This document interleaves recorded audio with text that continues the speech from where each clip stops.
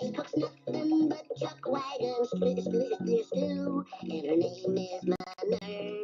Ouch! She's the flower of the flower.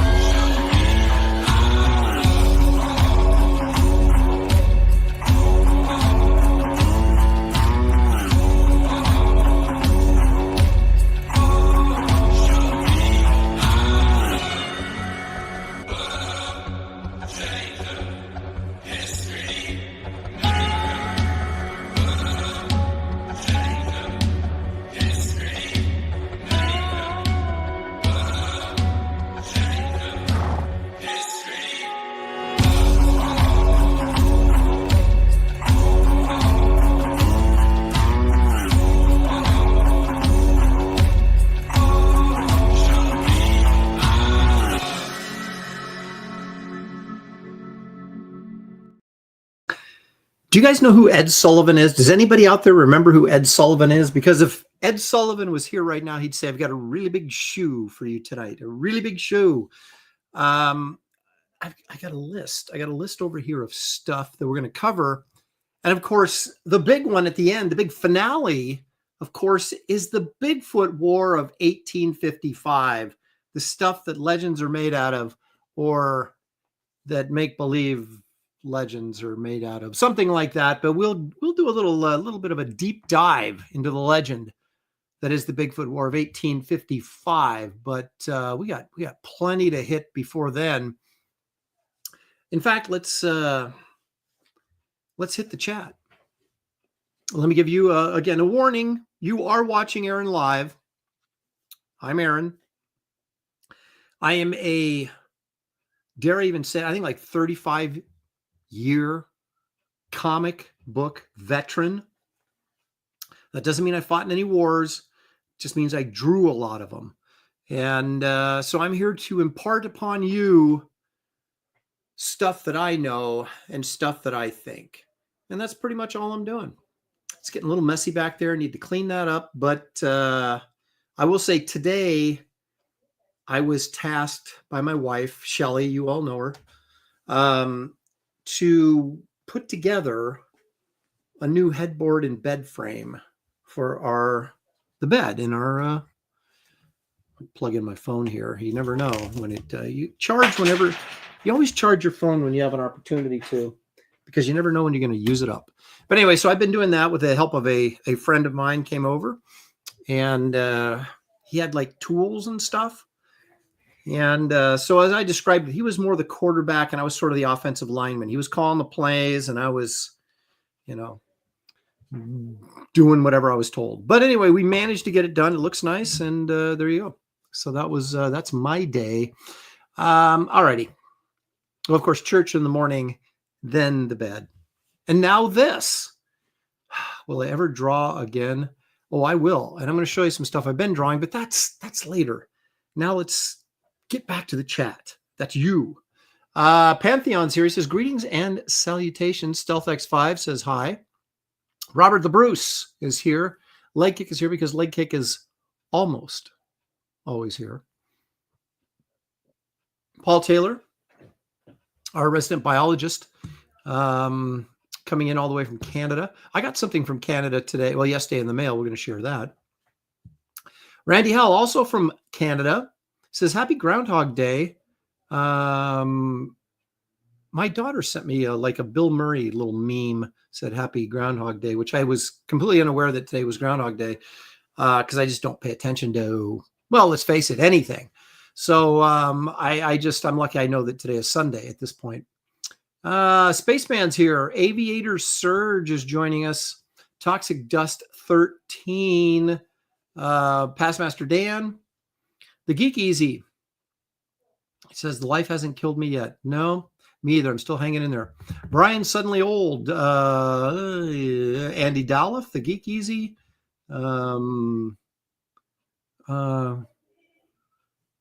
Geek Easy says, all men who claim to be male feminists are covering some sort of dark perversions. I don't know if he's referring to our friend Neil Gaiman or not, but Brian Suddenly Old is here. Marcus Killigrew, purveyor of all things pop culture knowledge, and he'll have his chance to get involved in pop culture because we have a lot of that on this show today. Yeah, let's see here else. A lot of a conversation going back and forth. I encourage that. Blackjack is here. Best Age Comics is joining us. Zaid Comics out, of course, is Phil Diaz, who did my Wraith of God trailer. And I am going to, I keep saying this, I haven't done it yet, but I'm going to employ, strictly on a freelance basis, of course, Phil to create like a new intro for my show and an outro so I can be like professional. One hopes. Okay. Chris Maycock is here. Gary Bruce is here. Gary Bruce is very similar to Leg Kick. I mean, you could actually say they're clones if you wanted to. Very, very similar. Sequential Artiste. What does he have to say? He says, greetings, Aaron and Shelley in chat. I found a copy of Redondo's Jekyll and Hyde that you mentioned, Aaron, and I'm excited to see the greatness you saw in that work. It's fabulous. It really is. Of course, Redondo, I mean, it's hard to say that Redondo did anything poorly. He was a really, really good artist.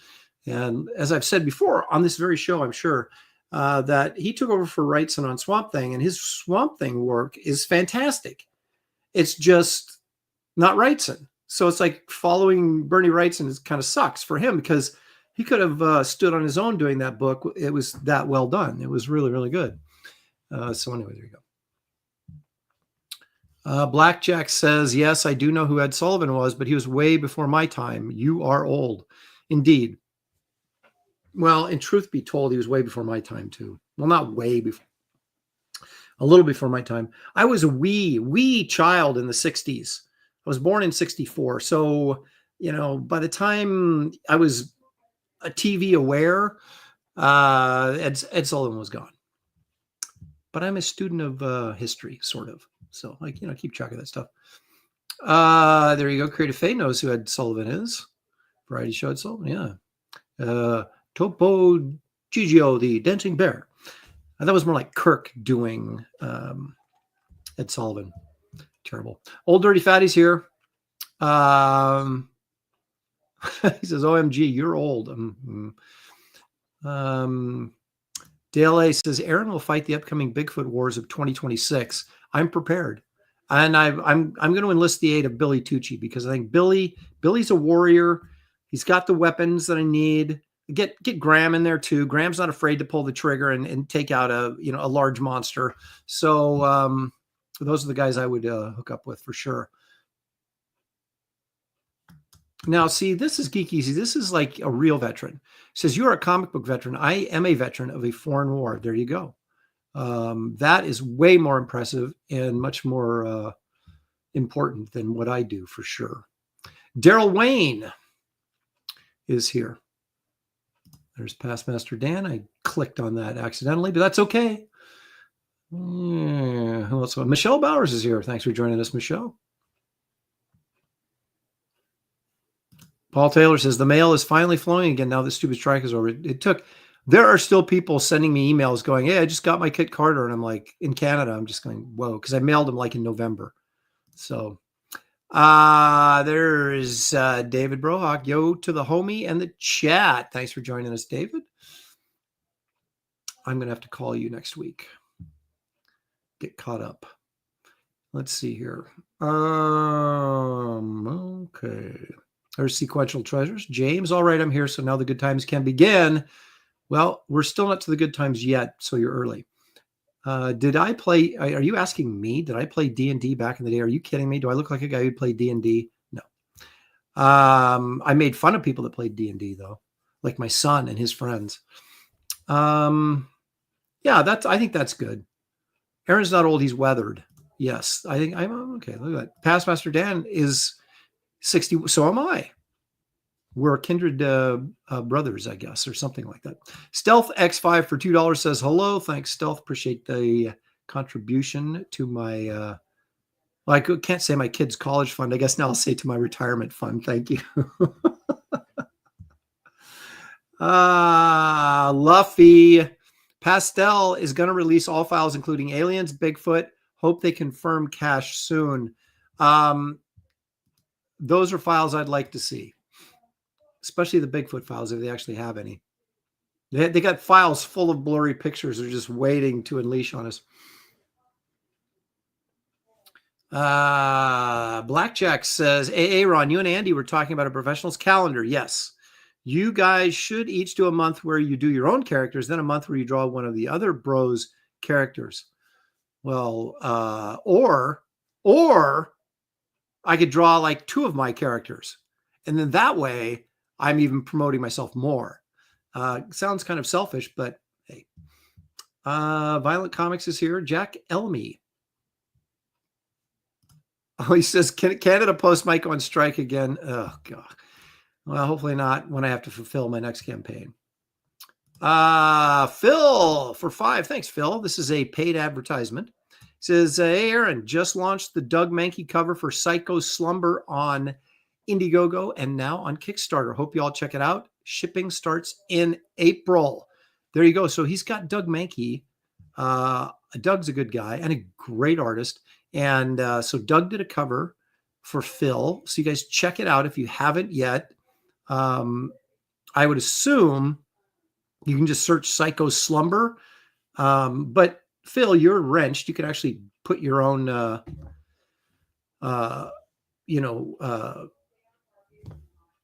thing you put in the chat that takes people to your campaign link. There you go. There it is. So please do that. Link yourself in the chat. So people, there it is. And Randy Howell just did it for you. So how about that? And Marcus Kilger. I got wrenches that are on top of things, man. Thank you guys. Appreciate that very, very much. All right. So on with the show. Now that we know that everybody's here that's supposed to be here. I do keep track. I do have a roll sheet down here. So, but let's not skip anything this week. We're doing it all, starting with this. Let's all go to the lobby. Let's all go to the lobby. Let's all go to the lobby to get ourselves a treat. My dear 93-year-old mother made an order at Costco, and they dropped these off. And she brought one in for me the other day. And said, this is for you, son. And there's 2 cookies in here. So I'm going to have one of them right now. These are fun. Milano dark chocolate, which means it's good for you. So I'm pretty excited about that. I always enjoy eating healthy on this show. And that's why I often choose dark chocolate as my go-to. Now, this is nice because the Pepperidge Farms, they have the nice little plastic cup, right, to hold your cookies in so they don't get crushed. And then there's 2 cookies in here. So it's better than what you get on an airplane.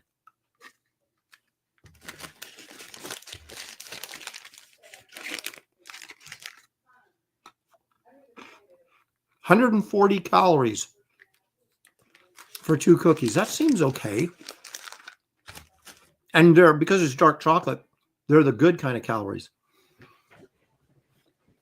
Well, while I munch on this, let's see what Frazetta has offering for us today in our Frazetta image of the day.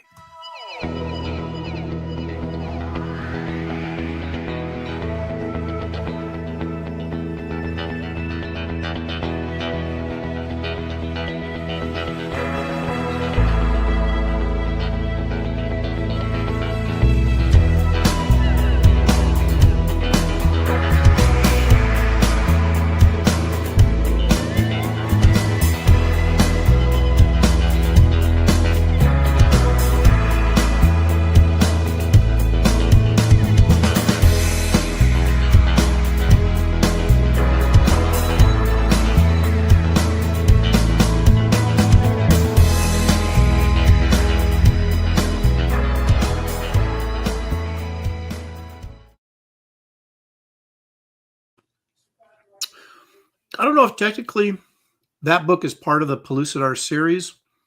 I know it's probably in the center Earth. So unless it's on some weird island, it could be a weird island because there's a land that time forgot and the people that time forgot.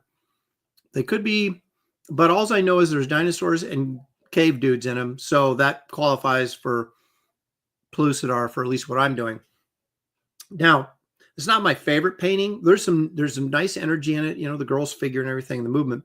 But I like the cavemen monkey guys are my favorite. That's why I like that piece. Not so much because of the naked girl, you know, but I do like the cavemen monkey guys. So I think next week we'll have one more Pellucidar painting from Frank, and then we'll move on to another topic. And we'll just keep going until we hit Frank Frazetta day 100. And at that point, I'll probably bring on Dan Lawless. And we'll just talk about Frazetta for a whole show. It'll be fun. Let's see here. A man called Plush for $5. Thank you, sir. Appreciate that. I'm still new to pulps, but is Kane an influence on Wraith and are 1 through 2 in demand? Long live the Wild West. Well, let me tell you, a man called Plush. He's referring to, I believe, Solomon Kane, right? Who is essentially sort of a demon monster hunter Christian character, more of a what do they call the pilgrims? They were I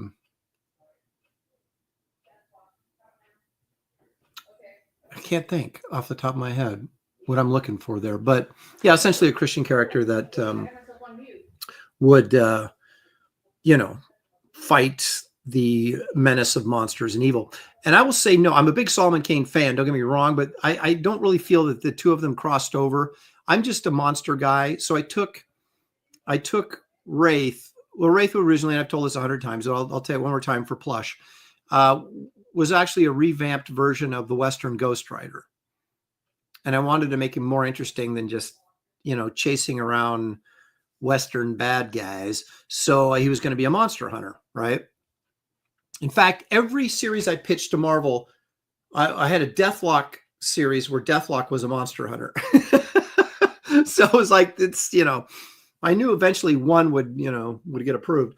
So anyway, when they didn't like it or they weren't interested in doing it, I just kind of changed the character to make him my own, and then went ahead and 25 years later actually used it.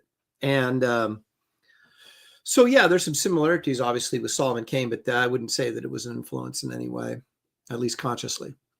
1 and 2 are available. They're available on the campaign, and they're also available on my website. If you go to aaronlopresti.com, you can order those right now, and they ship immediately. They're a little bit more expensive. I think they're $5 more expensive on my website than they are through the campaign. But if you order them through the campaign, then you got to wait for me to finish Wraith of God 3 and ship it out to get them. So it just depends. If you want them faster, you can go to my website and get them. But yes, they are available. Yeah, let's see here. Creative Faye wants to know if we got any snow. We have not got any snow yet. It was when it got really cold, it was clear. So now it's kind of overcast. We got a little bit of a break, a little sunshine breaking through right now. But mostly it's just all been rain. Of course, up in Mount Hood, I'm sure it's snowing like crazy, but not down here.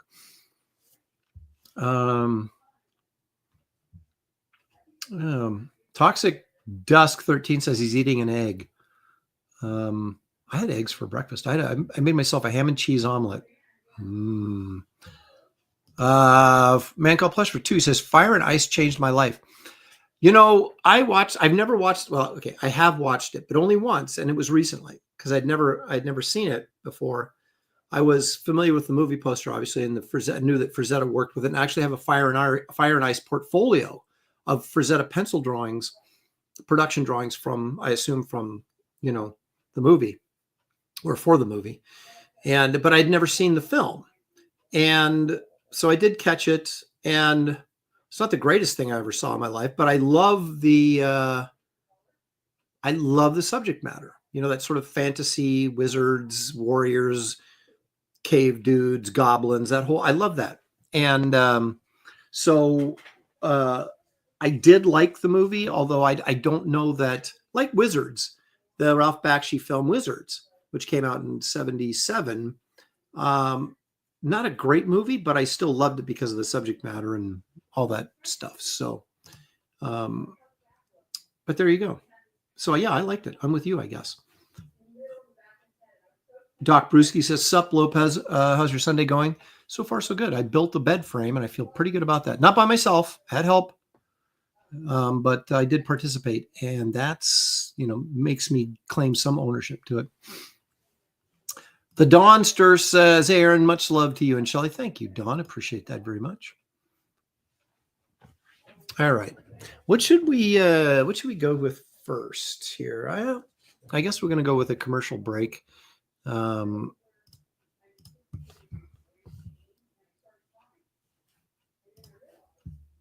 I can find the right tab. Didn't Tab used to be like a Diet Cola you could get? That seems reasonable to me. Like Tab Cola. Wasn't that a thing? You know what else is a thing? A thing is Wraith of God 3 is a thing. Fear Hollow. We're over 75. Someone, I posted last night. I said, we're one backer away or $61 away from 75K. Come on. And someone jumped in there and did it. So thank you very much. I'm pretty excited about this. This is the third installment. All 3 are graphic novels. This one will be at least 64 pages. So you're going to get your money's worth. In fact, the previous one, Blood Hunters, the whole book itself with all the backup stories was 103 pages, I think. And then the very first Wraith of God was 79 story pages and like 84 total pages for the book. So I always give you a nice page count for your dollar. But in this particular episode, we have the Wraith and Esther journey to Cranestown in New England to challenge a horror from his past, the Headless Horseman. Yes. The Wraith had an experience with the Headless Horseman as a youth. And we're going to get to see a little bit of that, get a little bit more information about his origin, and of course the always teetering on the verge of collapse relationship between Wraith and Esther is always kind of fun stuff as well. This is the scariest of the 3 books. It's kind of dark in some areas, I have to say, but it's compelling. I think you'll really, really like it. And so anyway, you've got 4 cover options. This is cover A. I've actually been working on the colors a little bit on this. I just feel like that blue is a little too electric back there in the sky. So I've been kind of messing around a little bit with the colors on this.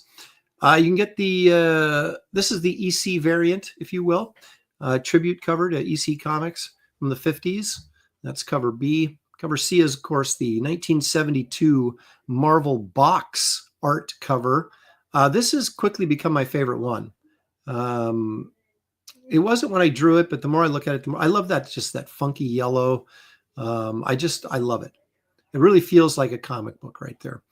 And then, of course, this great painted cover by Chris Stevens. who we've had on the show a couple times, discussing his wacky, crazy approach to painting with acrylics and markers, and it's nuts. But the results is insanely good. So it's a Chris Stevens cover you can get. Here's some of the pages on the inside color. This is the witch, showing you a little bit of witchy leg there. This is also a guy from a villain from the Wraith's past that shows up. We got a little bit of a preview of him in Blood Hunters, about 2 pages. So we're going to get some more of him in this one to set up things down the road. Of course, if we're fortunate enough to get to that 100K mark, that's not Kmart, the store, the K mark, 100K, $100,000 mark. And we've got this great David Williams story that will be added as a backup story to the book for free. So tell your friends, tell your neighbors, back this project. We don't have nearly the backers on this project as of this point that we've had on the previous 2. So we want to waken those previous backers out of their slumber and get them involved in the project. The stretch goals we've hit so far are trading cards. We will hit 80 for sure. So the first stretch goal was the retro editorial page with character value stamp added to the book, which you've seen if you bought the first 2 issues, then much like Marvel used to do in the 70s and the 80s, there's kind of a editorial page with a collector's value stamp in it. That's kind of fun. So that's going to be included in the book now. Sculpture, one of the nightclub members, that's the girl that can turn to stone. She's her trading card will be in here for free. And Trunk, of course, that's the elephant man that is also in the nightclub, and his trading card will be a freebie that you all get now that we hit those goals. And like I said, we hit 100, then we get we're going to add David Williams' story in there as well. You can also get the Wraith Nouveau print. There's only 500 of these. When they're gone, they're gone. So you want to add one of those. They're signed and numbered. Wraith of God Roughs Volume 3. This is a little pamphlet booklet sketchbook that includes 48 pages of page layouts. So it's a really nice way to kind of look and see behind the scenes of how I put together my layouts for the page, and then maybe how they progress to the final art. You can compare the pages in this book to the pages in the final book. It's kind of fun. And these all come signed and numbered, and there's no extras on these. I print to order. So if you want to get one of these, don't think you'll get one later, because they, other than might be like 20 copies extra, that I'll overprint just in case there's damaged books or something. But there's not a lot of these. We're doing shot glasses. There's 6 shot glasses in the entire set. This will be the 4th one, the nightclub. And again, if you're asking yourself, well, who's the nightclub? Check out the Garbage Man trade paperback, which is available on my website. You can check out Wraith of God 2 Blood Hunters. There's the nightclub backup story in there. That's available on my website or on this campaign.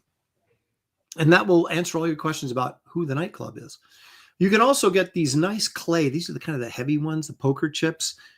Commemorative poker chip set, 3 poker chips, Wraith, Esther, and of course, the Keown werewolf image, which I'll continue to exploit to my dying breath, probably. And here's the back issues. There's number 1. That's the second printing, because we're completely sold out of the first printing. But the second printing actually has a lower print run than the first printing, and it has a different cover. So the only way to get this cover is to order the second printing. And there's a black and white cover variant and a color cover variant. The interiors on both books, of course, are in color. And then, of course, Blood Hunters 2, cover A, the wraparound cover, the award-winning wraparound cover, I guess I should say, that is available on this campaign. But, of course, all 4 covers, although I'm running out of Bisley covers, I'm warning you right now, don't have many of those left. On the website, you can order this as well. There is some original art still available. I think this is sold. That's the sticker art from the Kit Carter campaign. This is a promo art that's sold. I believe we still have Lord Menace from Kit Carter. This is the original art for the trading card that you got when you back Kit Carter. You got that card as well as others. And then this is Mr. Mystery, Mr. Midnight, excuse me. I always call him Mr. Mystery. Mr. Midnight, I don't even know the name of my own characters, from the nightclub. And that's the original art for his trading card. That's still available. So there you go. That's all the goodies that are available on this campaign. Be sure to back it today. We'll be looking at some more art later in the program, so don't go away. Stick around for that. But that, of course, is our public service announcement for today. You will find the link in the description of this video that'll take you right to this campaign, and also a link to my website if you want to order books, prints, or posters from there. So there you go. Someday we'll actually have a Taco Bell advertisement to sponsor this program, but as of right now, it's just me sponsoring myself. So, Randy Howell for $2 Canadian says, love the Art Nouveau style to the Wraith print. Thank you, sir.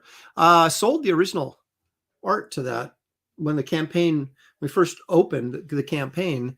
That was one of the pieces, along with a couple of the covers, all sold immediately. So,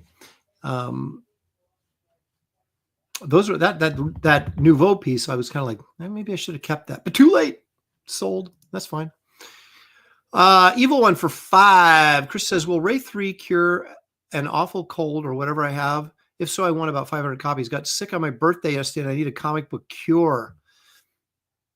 Well, he does have, the Wraith does in his wagon, his portable bat cave, if you will. This is essentially what it is. He's got all sorts of medicines and potions. He might be the guy to help you out. But get well soon. It's no fun being sick. I don't get sick because I don't have any friends. I never hang around anybody, so therefore I can't get sick.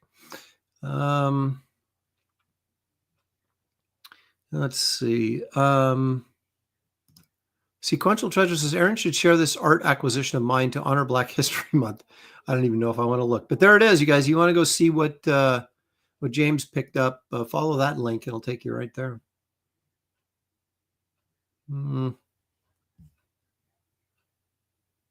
Okay, we got links for everybody's campaigns in there. That's excellent. Okay, so now that our advertisement for the week is out of the way, let's take a look at this fine gentleman who I was sad to hear that he lived near me, and I didn't even know it, and I didn't find out till after he passed away. But we're going to take a look at some comic book covers from the Golden Age.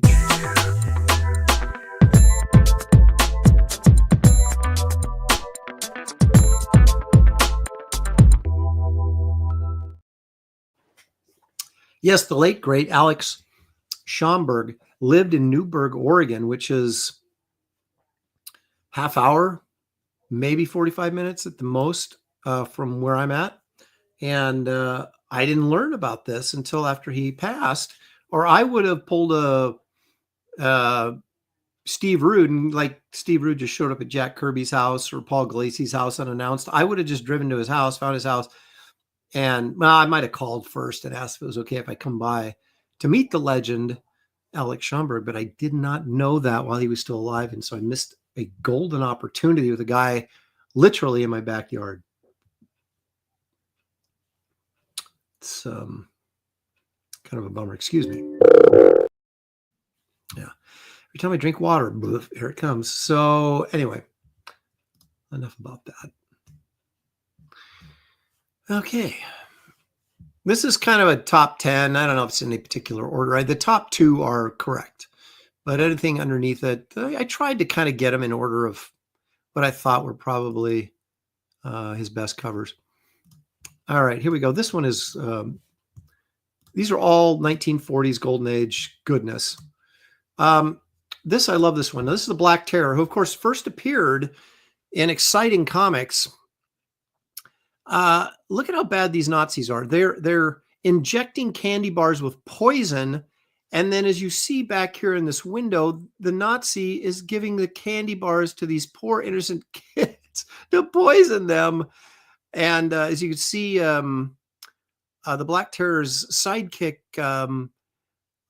Tiny Terror, I don't know if that was his name, has got his rifle bead on this dude. He's about ready to put a bullet in his head. And as the Black Terror is breaking up the poison party, when we were in like grade school in the 70s, that was like, don't take apples from people because people put razor blades in the apples, and or LSD and unwrapped candy. So don't take any candy that's unwrapped. And this just kind of reminds me of like those Nazis. They were bad guys. Look at this. This is terrible. Poison in candy bars to give to kids. This is what we call delicious propaganda right here. I love it.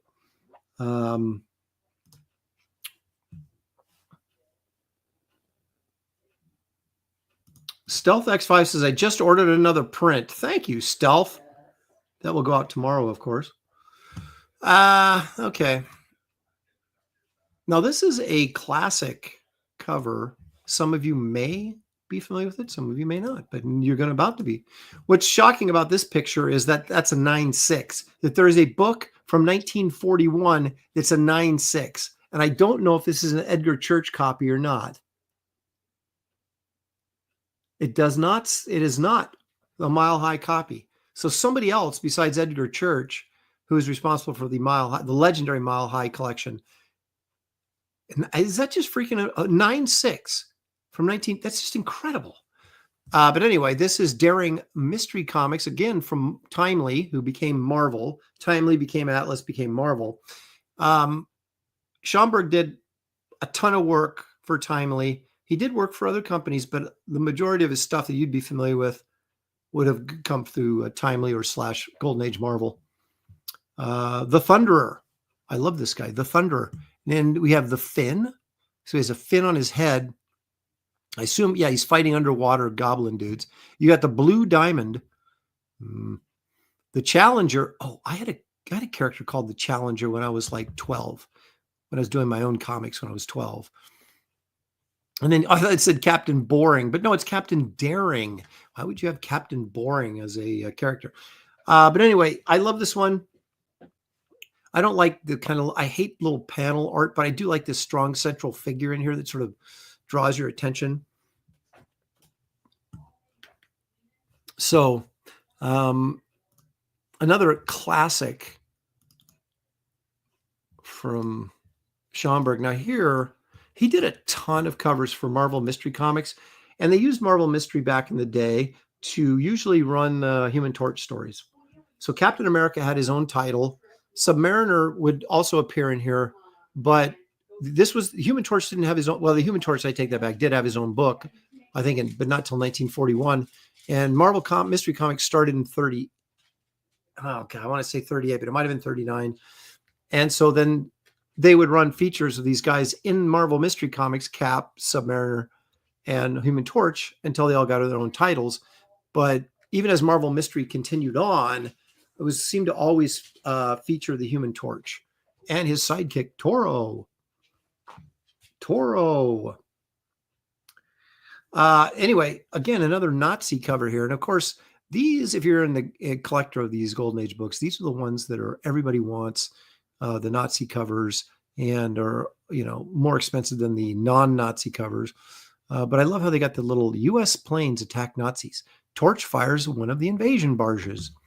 Nazi invasion tunnels pumped through fresh air. So they would get off the boats, go through these tunnels, and come out over here. So soldiers carried divers helmets and submachine guns. Regulation helmet was back here on their waist there. There's the door. You don't want you to mistake that. So that's how it all worked. But the Human Torch is going to put a stop to that. But again, another big... Schomburg didn't do a lot of big centralized characters on his covers. Generally, they were just a mass of... just so busy. All of his covers, a lot of them looked all the same. That's why it was hard for me to pick some out. So I tried to find ones that I like, or the ones with the bigger images and that aren't as busy.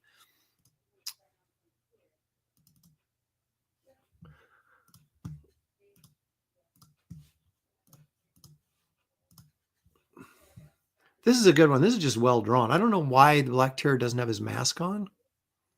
and neither does little the tiny terror there. So he's beating up the torpedoes so they can't send them at the U.S.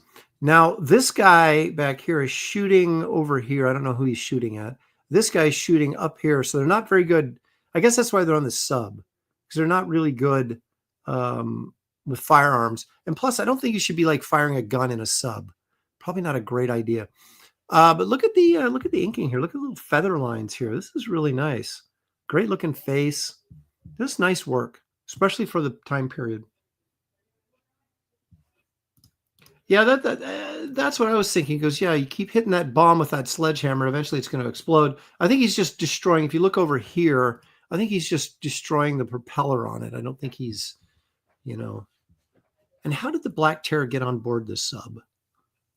And how did he sneak on?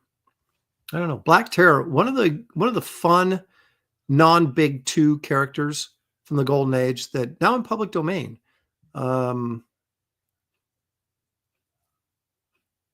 The Vonster is doing Black Terror books that apparently are pretty good. I probably should read. I think I got one laying around here. I should read it, but yeah, you know how that goes. Now this may be, I don't know if this is his most famous cover, but it's certainly his most infamous cover. Suspense Comics number 3 from 1944, classic bondage cover by Alex Schomburg.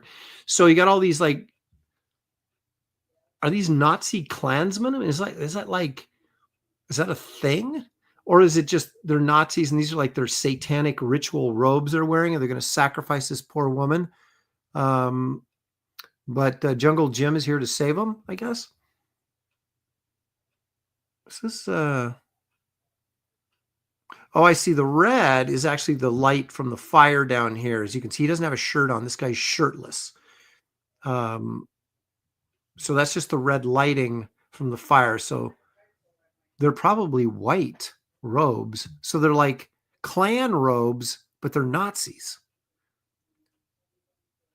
So they're the Ku Klux Nazis.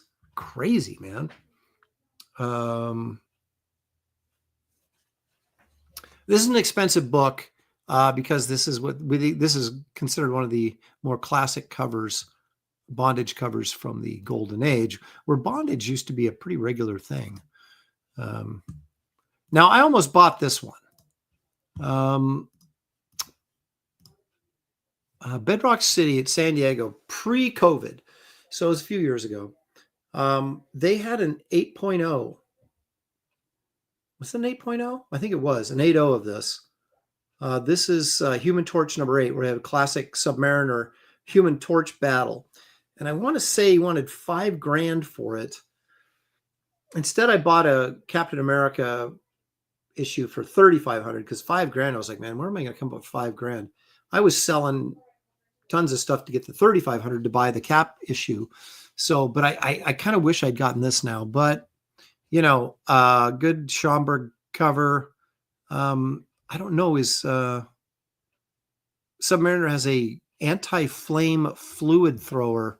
You see, there's the tank of anti-flame fluid he's spraying the Human Torch with. So these guys fought the Nazis together, but they fought each other a lot too. They always had the water versus fire kind of fight. But this is one of those covers you say, well, it's not that great of a cover, Aaron. But if you actually hold the comic in your hand, it's remarkable how electric this cover is. And you're like, I want this in my collection. So anyway, there you go. That's Human Torch number 8. Now here we go with what I feel pretty comfortably are his top 3 covers. This is a very similar one to the one we just looked at. This, of course, is the classic Marvel Mystery Comics number 9, where the first battle between the Human Torch and the Submariner. Now, the interesting thing about this cover is it was drawn by Bill Everett, but inked by Schomburg. Very interesting. So it technically still counts as a Schomburg cover.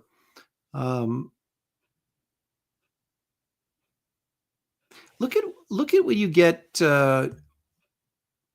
Human 22 thrill-packed pages. Okay, that's That's for Submariner versus Human Torch. But then you get the city was rapidly being wrecked. Okay, the Submariner, Human Torch. Okay, but you also get Kazar, Electro, the Angel, the Ferret, and other features. These were like, I don't know how many pages. I mean, the other ones were short stories, but I think these books were like 64 pages for like 10 sets. It was an incredible bargain, even during the Depression or the war. Yeah, Spaceman's right. It's thrill-packed. This was thrill-packed. And remember, what did a kid have to do besides get in trouble back then? Except read comic books. There was no TV. There was radio shows, I'm sure, in the evening. You know, the family would sit around the radio and listen to radio dramas or whatever. But during the day, boy, playing outside and reading comics. Oh, the good old days. All right, here's my second favorite Schomburg cover. Now, I know somebody who had one of these once, and he traded it, and I lost my mind. He said, how could you trade the second best Alex Schomburg cover? And he's like, oh, I've had it for a while. And I'm like, but trade it to me. But I couldn't afford this. This is like probably a $20,000 book or something or more. But anyway, the reason I like this, again, it's a big figure. Again, like I said, Schomburg's, most of his covers are very busy. This is busy, but it has a central figure. And I love how Bucky's all loaded up, man, with his all those machine gun bullets wrapped around his shoulders, and he's just blasting away. And Captain America's like, go for it, kid. I'll use my shield. You know, let him have it with a machine gun. Although I'm not sure how he's shooting this way, and that bullet curls around and hits that plane over here. He kind of seems like he'd have to shoot. Well, you know, it was the 40s. They took a little bit of liberties with that kind of thing. A leg kick for 2 says, thank you, leg kick. Reprint of Marvel Comics #1 is hardback and cheap. I do have a lot of Golden Age reprints in hardcover that are always fun to kind of flip through and read. They're really dialogue heavy. My gosh. You'd think that Chris Claremont wrote them. Just kidding, Chris, if you're watching. Just a little joke. Just, you know, a little humor there. Okay, and the #1 Alex Schomburg cover, and it's not even close. And I would trade most of my collection to get one of these probably if someone would do it. I'll select #1. All new, exciting, and different. Again, this, you'd see these occasionally. When we were looking at the Lou Fine covers last week, was Lou Fine last week? I think it was. They had a giant Uncle Sam and the little Nazi ships and stuff behind him. This is kind of that same idea where I would guess that Schomburg probably came up with it first, because I think this is 1941. But you've got these giant figures of the Human Torch, Captain America, and the Submariner fighting all these tiny little Nazis. And I love how Cap's got his machine gun. It's like part of his arsenal. I got my shield and I got my machine gun. Of course, the Human Torch, he doesn't need any weapons. He is a weapon. I can never really figure out. I guess the Submariner sort of looked at things back in the 40s like, hey, if Nazis take over the world, it's going to eventually affect my ocean world as well. So let's get together and take these guys out. And then the rest we can fight later. Because the Submariner is kind of grumpy. He's kind of like me, kind of like the Hulk. You know, you wouldn't want to put me, Submariner, and the Hulk on the same team because I would just be grumpy and fighting all the time. So, Geeky's saying, so Marvel has done all new, all different more than once. Yeah, I guess it wouldn't be all new and all different, would it, if they kept doing it? Unless every time they did it, it was all new and all different. From the last time it was all new and all different, then they could do it. This book, probably in the condition I'd want it in, maybe a 6 to 7 range, probably could be up there in 40 grand, 30 maybe. Golden Age is where to invest. They always go up. Problem is they're so stinking expensive right now. It's like, it's hard to get into them. But there you go. There you go. Nice little patriotic 1941 war cover. And to think that the guy who drew all those covers just lived right down the road from me, and I didn't know it. Still bugs me. Oh, well, what are you going to do? Leg Kick says, that's all. What do you mean, is that all? It's 10 covers, isn't it? 3, 6, well, it's 9 covers. That's all for Schomburg. That's certainly not all for the show. My gosh, we're just beginning. My goodness. Oh, I think you know what we're going to do now. Okay, I see that. It's just a campaign to you, Aaron. What are you even? Okay, I haven't done this in a long freaking time, but I don't even know what Leg Kick is talking about. I don't know. I don't understand. Let's see here.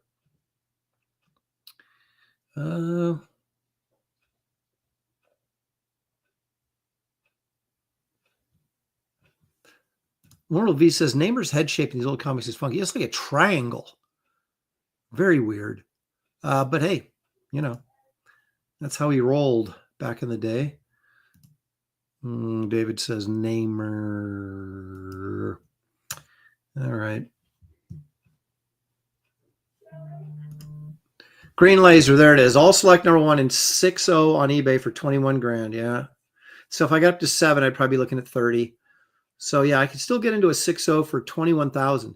Now all I have to come up with is $20,000. I think I could come up with the $1,000, but the 20 grand, a little bit more difficult. I might have to sell my Enterprise back there and my Chinook. I got a couple of lunch boxes back there. I got a big gator head. Maybe I wouldn't sell the gator head for nothing.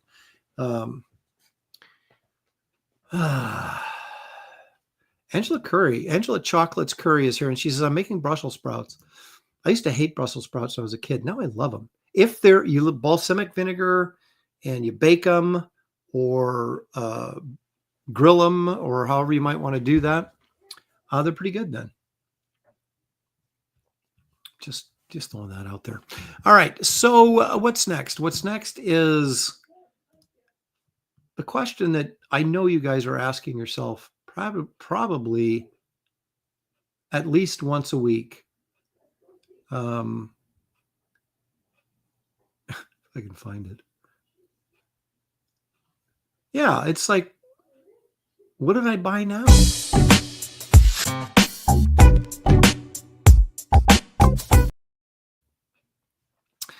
So there was a comic book on eBay that I was looking at, and then I saw that it was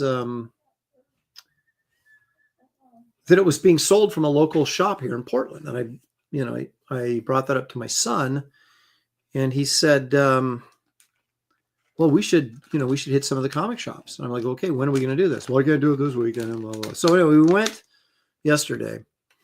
And so I went to the comic shop that had this. It was an old EC that I was interested in.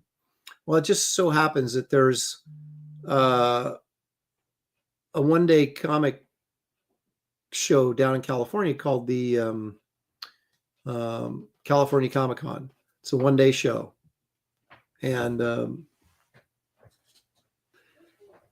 he was at that show, and he took all of his stuff. So it wasn't in the shop. So we looked around, and we hit Excalibur, and went to Powell's bookstore, and but then we went to and he had 3 copies of this book right here, Iron Fist number 10. Now, one of them he had for $25, and of course my eyes are not great. So I told my son, I said, check this out. What kind of condition is it? And he goes, that's probably about an 8.5. And I said, near mint or nothing for me, especially 70s books. So I found the cheapest copy he had of it that was just beat up, and I'm going to stick it in there it is, my spinner rack back there.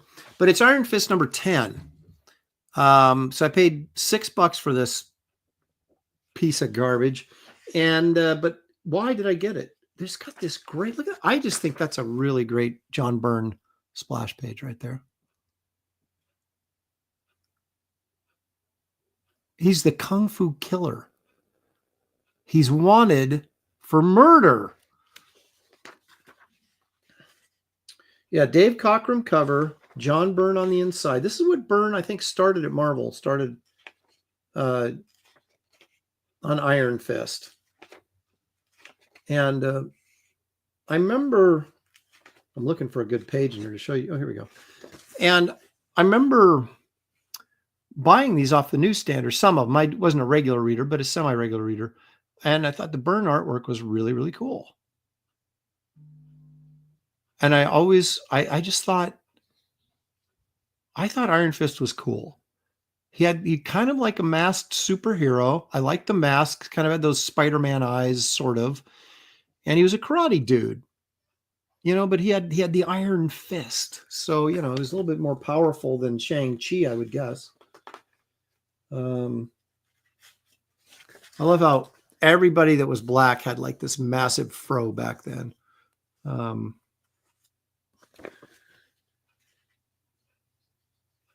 is that? No Bomb. Oh, it's Misty Knight. We all know Misty Knight. I think she showed up quite a bit in Luke Cage. Misty Knight did here. There's Misty Knight.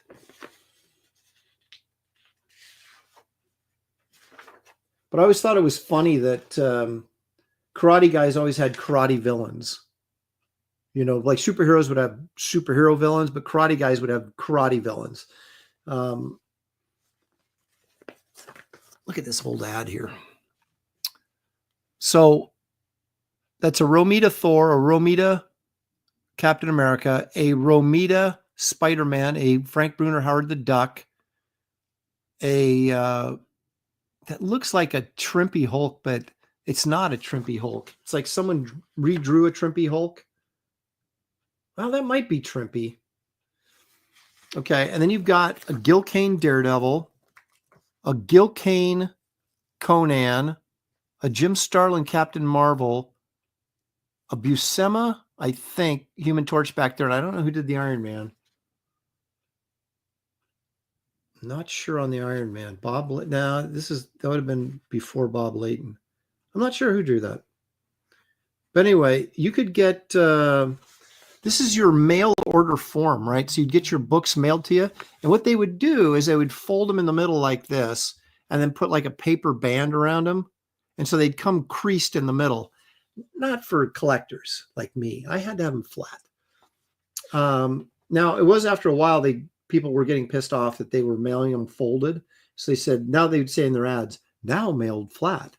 So here's another crazy Byrne page. But see, there's like that's the tiger dude, his nunchucks there, right? So he's a karate villain.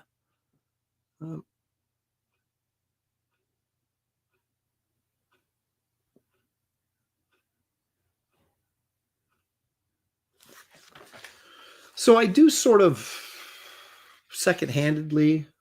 Is that even no? They're not a priority on my priority list, but I do collect Iron Fist with John Byrne because it's cool. Look at that close-up down there. Oops, over here. There it is. That's pretty cool.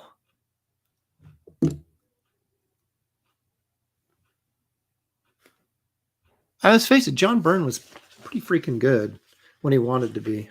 And this is early Byrne, too. Next issue, The Return of the Wrecking Crew. I have all of those Wrecking Crew issues.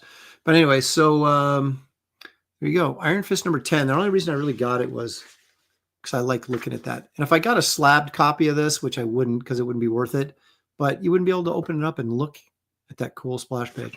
So now I can open this up whenever I want.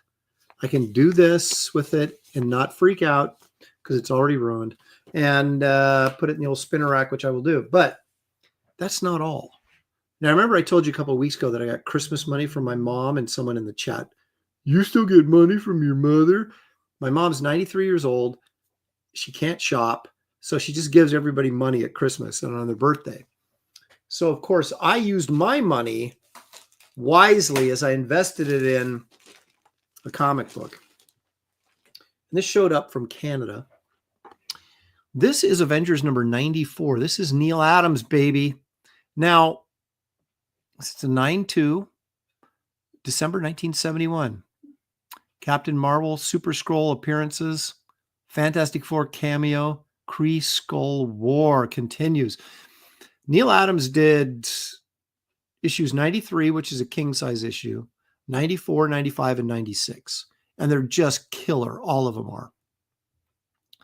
And inked by Tom Palmer, I believe. Neil Adams and Tom Palmer, yep. Now, I have all these, but they were all just beat to crap, just like VG copies.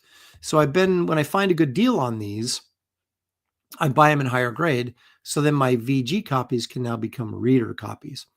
So I have a 93, excuse me, and a 9.2 slabbed. So now I can read my 90 other one, which has a subscription crease in it anyway. And then my 94 was in crappy condition, but now I have this gem, so I can read my 94 again. I got a 96 in near mint. All I need is a 95 and 9.2 at least, and at the right price. But anyway, this just showed up. This is my belated Christmas present, or maybe my birthday present, depending on, there you go.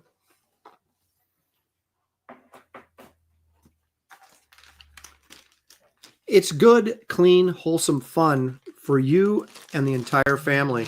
And I highly recommend it. Comic collecting. Who would have thought? Back in the 40s, they didn't think it'd be worth anything, but look at them now.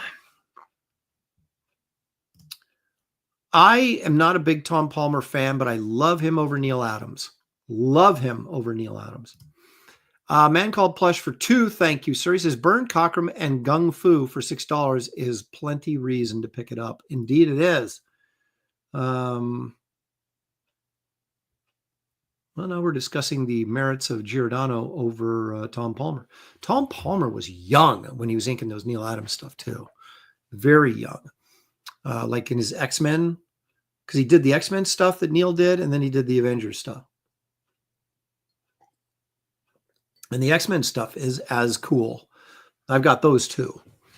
Not quite. They're all like VF plus. Because I think I traded, oh my gosh, years ago at a convention, I traded a bunch of my What the pages to this guy, his wife wanted the What the pages. So he owned a shop.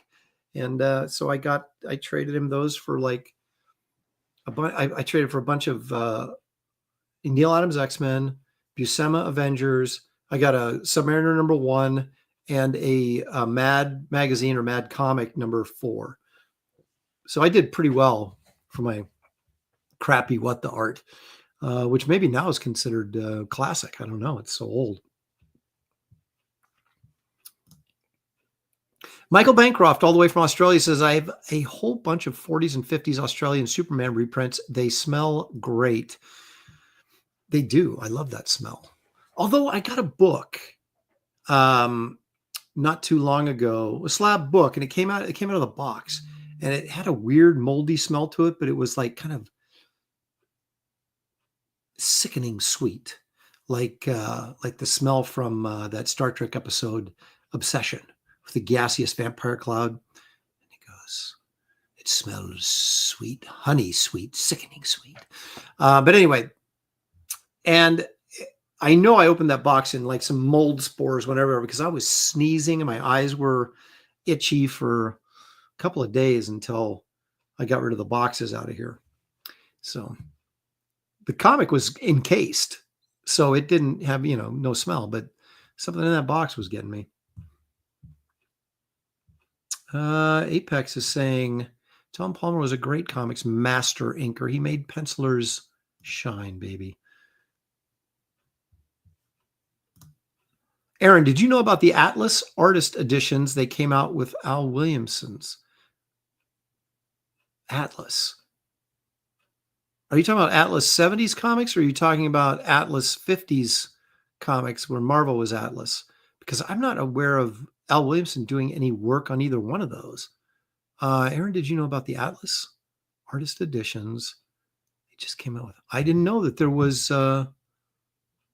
Maybe Atlas is the one publishing them now. But anyway, I did not know the Al Williamson artist editions were out. I will keep my eyes open for that. Thank you for the heads up.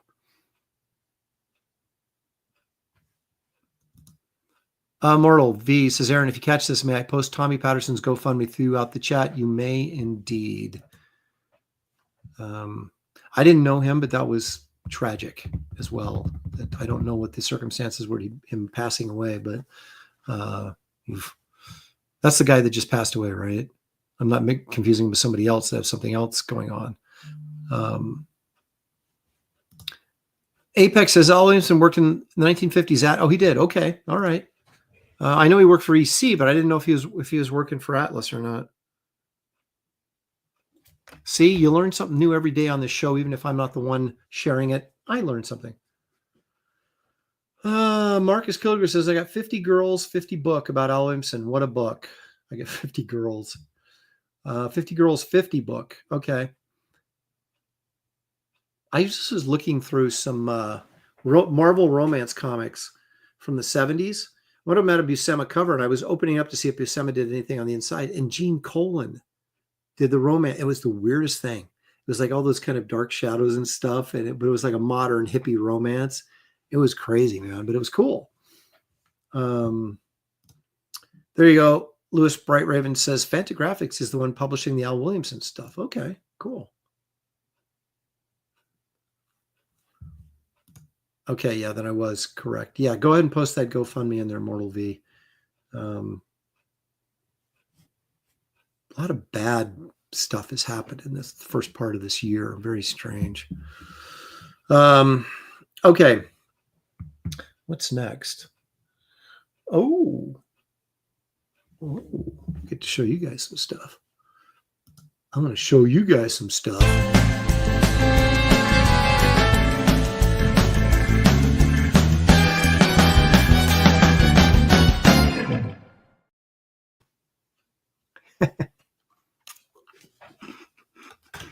Not fast enough. All right.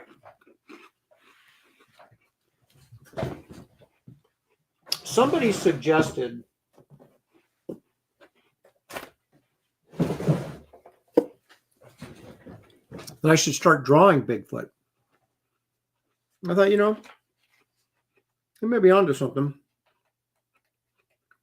Now, this may be the first official Bigfoot drawing I ever did. Now, this is not anything that I saw in the wild and you tried to remember what it looked like and drew it, but so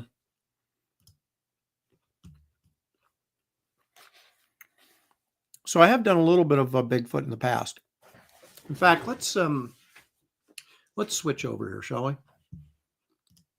I just set this camera up, so I might as well use it. All right. So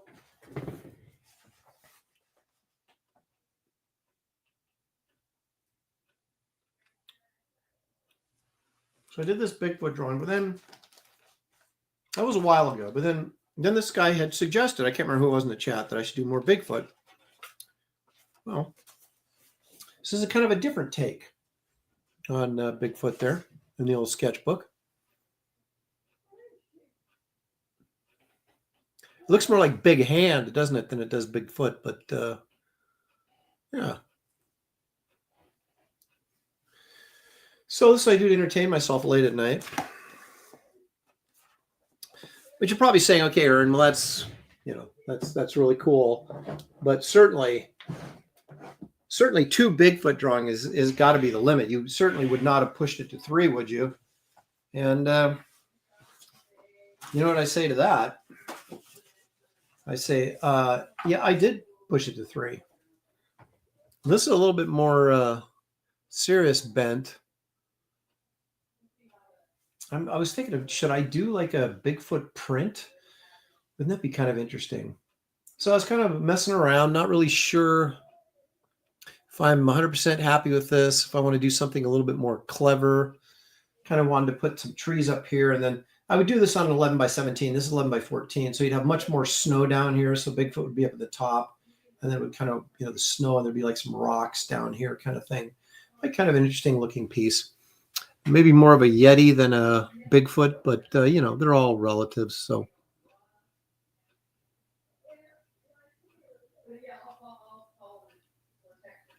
yeah, I mean, he could use bigger feet. Of course, his feet, they'd be big feet, but they're in the snow. So, and he should probably be thicker than he is. But I was just kind of messing around trying to figure out, well, what, you know.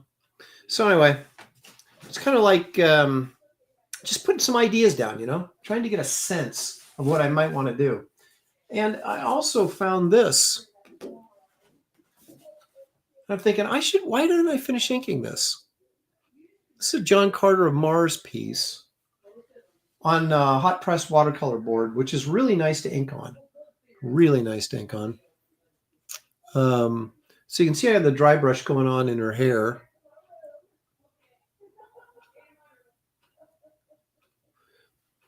You know, I started doing this and I started cross hatching in here, like under her eyes there. And at the time I was like, I didn't really like it, but I do kind of like it now. So maybe I should just, maybe I should finish that. That's a nice looking piece. I should finish this. Do I think I should finish this? You got a Banff here, you got a White Ape, and you got Tars Tarkus there, John Carter, and of course Deja Flores. I should finish it, shouldn't I?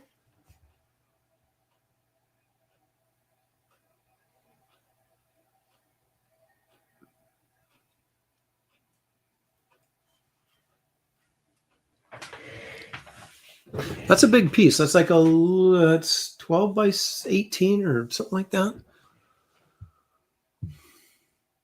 Everybody seems to say, yes, you should finish inking it. David Williams, of course, that's as good as it gets from David. Not bad. Okay. I mean, I literally drew this years ago and just stopped and left it. And I was digging around looking for a Green Lantern piece that I did on Graybeards. I told Andy I'd send to him, and I can't find it anywhere. But I've been digging through all my flat files. I kept finding stuff. I was like, why didn't I finish this? Why didn't I finish this? Why is this half done? Why didn't I finish this? Because at the time, I probably thought it sucked. And now I look back at it and go, you know what? That looks pretty good. I should finish it. All right, that's pressure. Just do it. Ooh, do it, coward. Wow.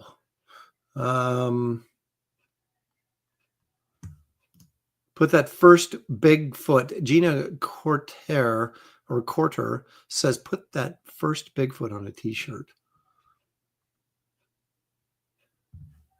Branson Level says, complete. It'd be a nice piece for an auction. All right, you guys are convincing me that I should do it.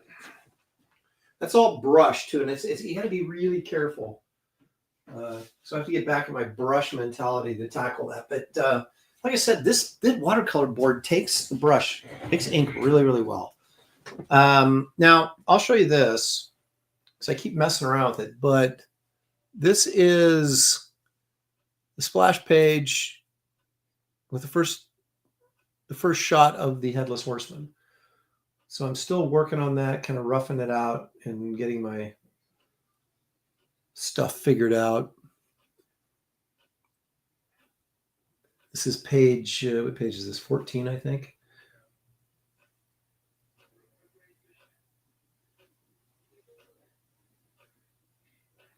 So I like this guy. I think I got the horse. I keep messing around with the Headless Horseman's posture and his figure to kind of trying to figure out a way to get it as dynamic as possible.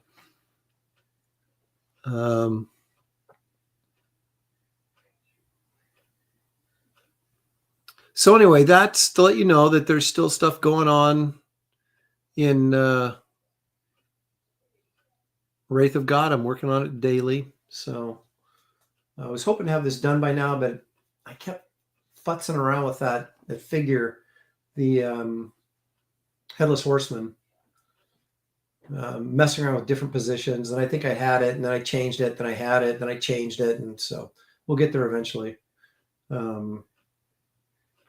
I'll be working pretty heavily on this tonight and hopefully get it solidified exactly what I want to do. But I go in with a light blue pencil, not a non-photo, a light blue, which they do not make anymore. And everybody keeps telling me they do, and then they send me links to non-photo blues or regular blue. It's called light blue, and they do not make them anymore. I've looked everywhere. But if you send me a link and it's not to a light blue, I'm banning you from the show. So if you send me a link saying, oh, I found them, Aaron, if they're not light blue Prismacolor or Coley Race, excuse me, light blue Coley Race Prismacolor, then don't send me the link. Anyway, so there we go. That, ladies and gentlemen, is what's in my flat files. There's actually a lot more in my flat files, but that's what I'm going to show you today. All right, now back to beautiful me. There I am. Yeah, that's where who set me up with that website? I can't remember now. Somebody on Facebook. Who was it? I'd have to go back and look. But Jackson Art, they do have the Raphael 8404 Kolinsky Red Sable brushes, the number 2 size. You can't get them anywhere else now. We were under the impression that the 8404 series was canceled, and all they're doing now is 8408, which are not the same. They're a bigger brush, but you can still get an 8404 size 2 round if that's what you want, which that's what I use. I've used since, the 90s. They're still available, which is pretty amazing. So they're a European store, but they also have a US branch, and maybe that's just, they have a mail order warehouse in the US or something. So you have to specify whether you're in the US or Europe, and they'll take you to the right website or right. Yeah.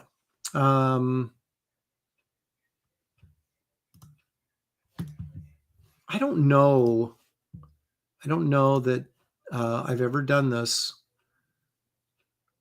to the same person, the same show twice. But there it is. Leg Kick is begging for it.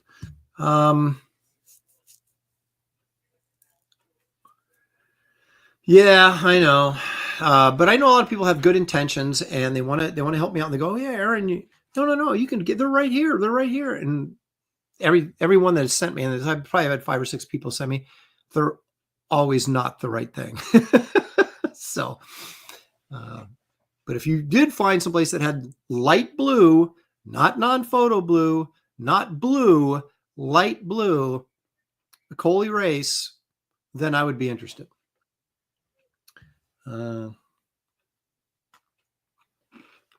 great. Now you're asking me, dude, you're asking me questions that I cannot answer.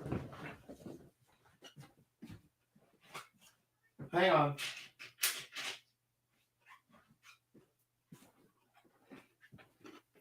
All right.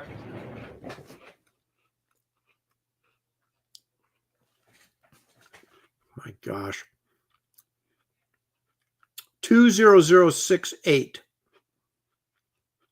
20068. Now, if you buy a set of like all the colors, this will be in there, but they don't sell them separately anymore. It's the strangest thing. I don't understand it. It's like they're doing stuff to piss me off.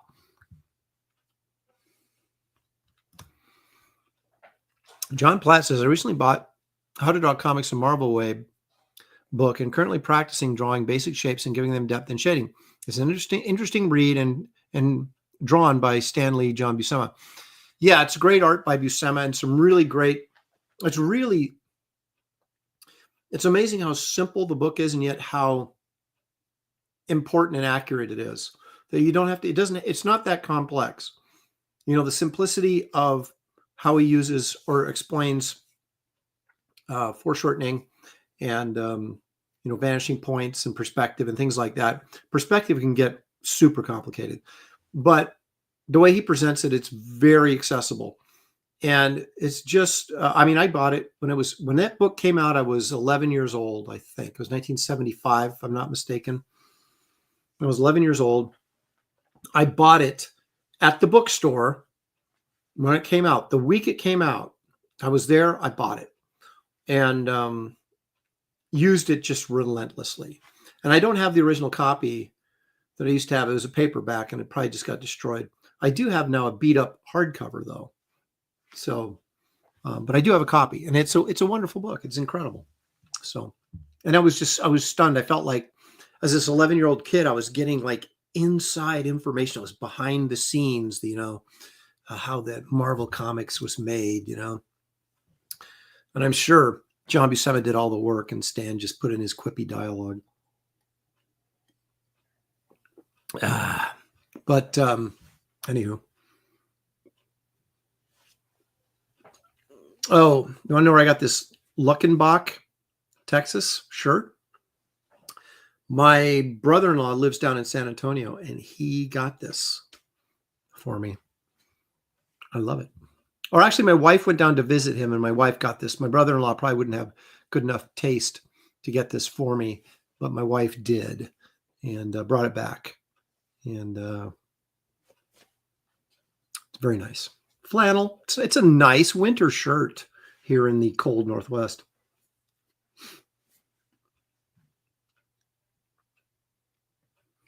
Marcus Killiger, too cheap to buy one, keeps going to his local library and destroying it. But at least you're not keeping it.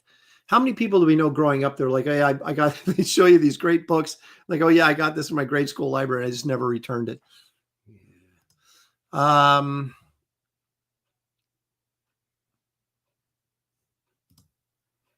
The new How to Draw Comics the Marvel Way is now on blue paper. What does that even mean, that it's on blue paper? You mean it's printed on blue paper? You've never been more confusing than you are today, Leg Kick. They printed it on blue paper. Is that what you're telling me? Matt says, can I ask you a question? And sorry if I'm out of line. If you haven't noticed, Matt, everybody on the show is out of line. But how do you feel about people buying original comic art for an investment but never display it? Well, I'm very much an investment guy, and displaying is a difficult thing, right? I have, my walls are covered with, I got a David Finch painting right there. I got an Aaron Lopresti, that's me, a Wonder Woman cover right there. I got a Peter DeSev original right over there. Simonson, Keown, Lopresti, Plug, Buscema, Paul Ryan, Scott Gustafson. I got a Plug out in the hallway. My walls, all my walls are full, and yet I still have a portfolio with artwork in it. So I don't, once we sell the artwork, it's our job to get what we want from the artwork. And if someone buys it and hangs on to it for 10 years or 20 years and then sells it and it's gone through the roof, I guess they were smarter than me. So I don't have a problem with it. I have a problem if you're deceptive. Like, oh, Mr. Lopresti, I really love a sketch of such and such. I've only got $100. Can you, you do the sketch for them and then you see it on eBay or something, or that ticks me off. But if if people are straight up, if someone buys a cover from me and I charge whatever I want for that cover, right? And they're going to pay what I'm asking for the cover. And then I see it up on eBay or someplace at a later date. That's how it goes, man. People buy artwork and then there's like, oh, I really want to get that piece. So then they sell a bunch of stuff they've got to afford that piece. And so no, it doesn't bother me. I don't buy and sell artwork. I buy artwork that I like and I keep it because I like it. But if like a really great Wrightson piece came up and I was like, I've got 2 Mark Schultz pieces. If I sold the 1 Mark Schultz piece and maybe this piece, I could get that Wrightson piece. And I think that happens a lot. People do that. Some people get offended when they're, they see their artwork being passed around, but all it means is somebody wanted it and then maybe they want something else and then someone else wanted it from them. And so then the other person's got it that wanted it.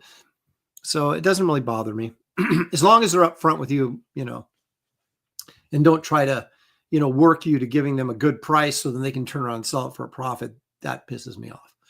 But I did with Mike Plug. I got Mike Plug did a card set in the early 90s, all original paintings for this card set. And I got one of his paintings from him, and I begged him. He wanted $900 for it, and I had $600. Right? It was at a show in Seattle, and it was like, dude, it was one of my favorite cards. And as it turned out, it was one of his least favorite. He hated it, and I was like, I was working him the whole show. I'm like, dude, you don't even like it. That's why I literally said that to him. I go, you don't even like it. I'll give you $600. And I said, and I swear I'll never sell it. It'll never, I will die clutching it. It will never leave my possession. And I finally talked him into, I almost felt bad, but I didn't because I got it, So I paid him he took $600, maybe it was $650. But so he took that, and I got the painting. It's still on my wall, framed it, matted it, and I will never sell it because I promised I would never sell it. And I don't want to sell it because I wanted it, right? Now I could sell it for more than I paid for it, but I'm not going to do that. So, and then I got a Simonson up here. See that Thor? There's the Keown werewolf. And then, come on, move your hand the right direction. There it is. That Thor right there. Walter Simonson gave that to me as a gift. Okay. And he did a Beta Ray bill for my son and a Thor frog, or at least a frog with a Thor helmet. He wasn't totally garbed up, and as just gifts to me and my family. I had somebody offer me 20 years ago, like shortly after I got it from Simonson, said, I'll give you $1,000 for that. I was like, no. It was an artist friend of mine. I was like, I'm not going to do that. So, most of the stuff I buy because I really, really want it. But I do have some pieces that if something came up that I, couldn't afford otherwise and I wanted, it's like trading your comic books. I buy stuff that I like and I don't like to cash it in, but occasionally if there's something, I really want that, then sometimes you have to make the sacrifice. So there you go. David Williams always offended by art dealers. So Gary says, okay. No, it's what would be really frustrating. I get like Dale Keown is a perfect example because we all know him. We all know and love Dale. One of his Hulk covers not recently, but in the last year or so, sold for $90-some thousand. One of his Hulk covers. And I told him that, and he was just, his reply to me was swear jar, because it was like, he probably sold it for good money, maybe $2,000-$3,000 when he sold it. Maybe not that much because he would have sold it probably in the early 90s, but probably got a couple grand out of it, right? Now it's going for $90,000. You're like, oh, that hurts. But, at the time when you got that $2,000 for it or whatever, you're like, hey man, I'm rolling in it. None of us had any idea that some of this stuff would just go through the roof. Now, fortunately for me, none of my stuff has, so I can still go back and rebuy the stuff that I sold at a reasonable price. But I sold all my Sludge covers for like $200 each, right? Maybe $250. And I think I got the Frankenstein cover I did. I think I sold for $300 because I really liked it. And someone's got it. The dealer's got it on their website for $1,500 right now, or $1,800 or something like that. So, that's the way it goes. Anyway. Henry Jeremick says, Aaron, what Buscema piece do you have? I just tried to get a Conan piece and I got outbid by a ton. I also heard that Joe Jusko was bidding on it, so neither one of us could make the grade. Okay, if you look, that color piece right there, that is from that's inked by Nebrez, hand colored by Peter Ledger. That's from the Weird World. It was called Warriors of the Shadow Realm. It was a 3-issue Marvel super special magazine thing that came out in the late 70s. And I got one page from that. That's my Buscema original right there. But it has there was an elves and Lord of the Rings type story, which I really like that stuff. And the one right next to it, the black and white one on the wall, that's Plug inked by Nino from the same series, same characters and stuff, different story, obviously, from Marvel Premiere number, it was Marvel Premiere number, was it 28? No, I can't remember. 39, something like that, from 1978. So Plug inked by Nino. Crazy stuff. So anyway, that's the only Buscema piece I have. I used to have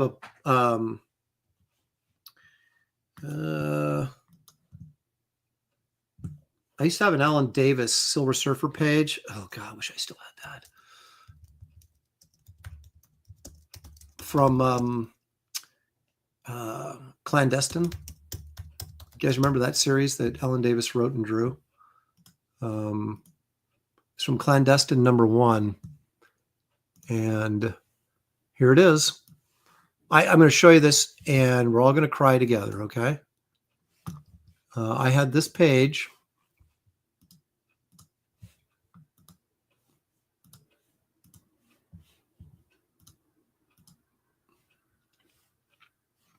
Yep. I was the proud owner of that page. Now, I bought this page. I bought this prior to internet, right? So the Buyer's Guide, which is a weekly newspaper about comics that used to come out, the Buyer's Guide to Comic Fandom, and there was ads in the back. And there was an ad for this in the back. And I paid $175 for it in 97, maybe. And then, of course, the lean years hit or the lean months hit a couple of times where I had no work and I had to sell. I had sold rights and stuff. And then I sold this page. I also had a Jose Gonzalez Vampirella page that I sold. So, yeah. I think I ended up selling the page for $250. This is probably closer to $500 or $600 page now or more. Well, it might even be $1,000. But bummer.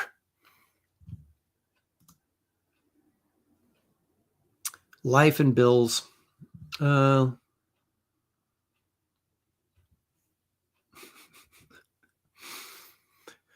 Michael, I mean, I don't know if you're joking or if there's a slang barrier, but lean month, like lean meat, like I had no money, no work, and it went for about 3 months where I couldn't get any work, and so I had to sell stuff.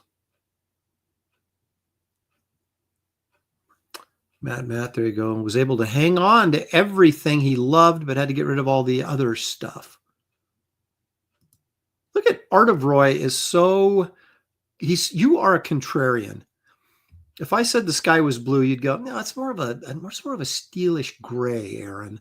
I think it's a good page. I love Alan Davis. Now, I still have the first page to that issue, which has MODOK on it. And I'm a big MODOK fan. So I still hung on to that page. So, all right, where are we at on the old list of things to do? Oh, we need to take a look at our artist of the week. We're going to do a little profile on, this will be the first woman we've profiled on Who's That Guy? Very strange.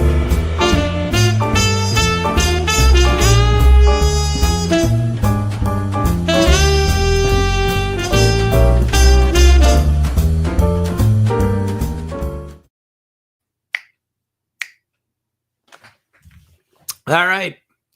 Who is Claire Wendling? Claire Lendering? Who is Claire Wendling? Most artists know who she is, but if you're not an artist, you might not know. She's a French artist, and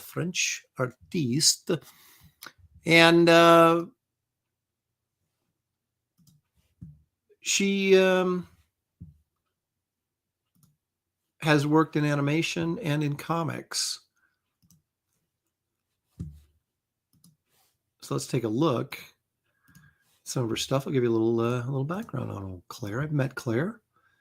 Very, very thin, very gaunt. She looked very sick when I met her, but she's still alive, so I guess she wasn't sick. She just looked gaunt to me. But she might have been sick when I did meet her, though. I think she wasn't feeling well, but I don't know. Okay, so in 1989, while still in the School of Fine Arts of Angoulême, I don't know, she won the Artist of the Future Prize at the International Comics Festival and participated in 2 anthologies published by Delcourt, The Children of the Nile and Entrechaste. In 1990, began her one and only series, Les Lumières de l'Amelou. Wow, The Lights of Amelou, written by Christopher Giblin, which won the Press Award at the time. In 1997, she was hired by Warner Studios, moved to Los Angeles to participate in various projects, including The Quest for Camelot. There have been better projects than that. Failing to acclimatize, I guess that means to fit into your new surroundings, right? She returned to France 8 months later and published Desk, a book of sketches made in Los Angeles.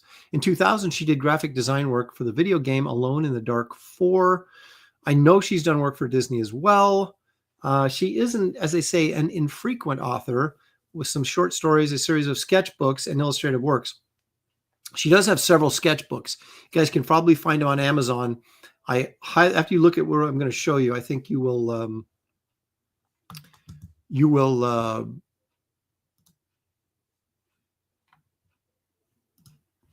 be captivated by her work. Her animals are similar in power to Frazetta, but the interesting thing is Frazetta's animals are very, very masculine, where hers tend to have a feminist, not a feminist, but a feminine slant to them. But she's a wonderful artist and wonderful character designer.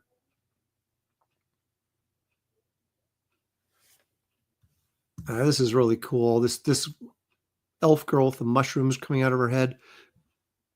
Even these dragons are very, very cool. Cute little girl with its whatever she is, goat girl.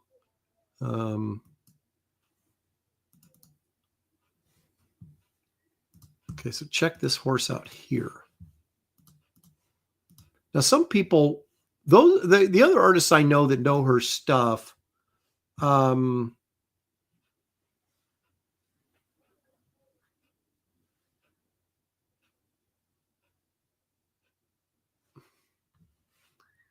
on a second. Yeah, that's pretty painful. He sold Jim Lee Wildcat pages, a Jim Lee cover, and a Punisher War Journal Jim Lee page, each now selling in the tens of thousands. I know. Why couldn't we have just hung on to them a little bit longer? Some people compare her to Mignola, which I don't really see that in most of her work. There's a couple of pieces I'll show you that go, oh yeah, I can see the Mignola there.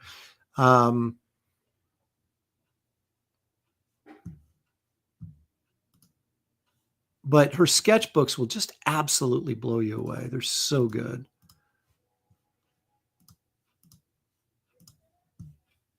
Yeah, she was at San Diego one year, and I got to meet her briefly. She either doesn't speak English well, or she just doesn't want to speak to people, which might be the other truth. But yeah, I got her to sign my sketchbook that I bought, and I think I've got 3 of her books.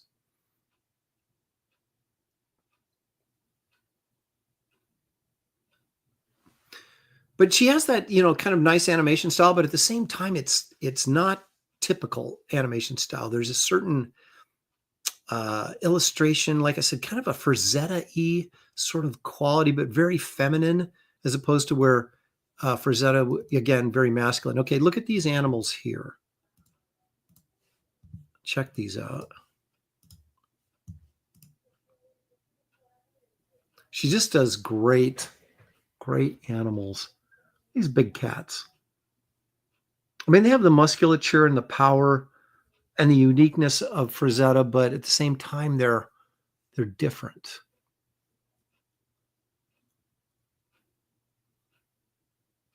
Art of Roy says, whatever happened to James Jean? Good question. I do not know. I'll have to look into that.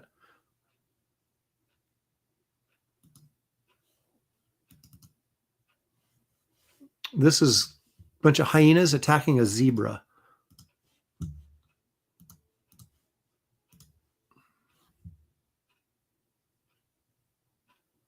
I just look at the body positioning on the hyena, and just the way the form moves. It's just wonderful. It's just so loose and so alive. Creative Face says her proportions remind me a little of Wrightson. Yeah, I can see that in there.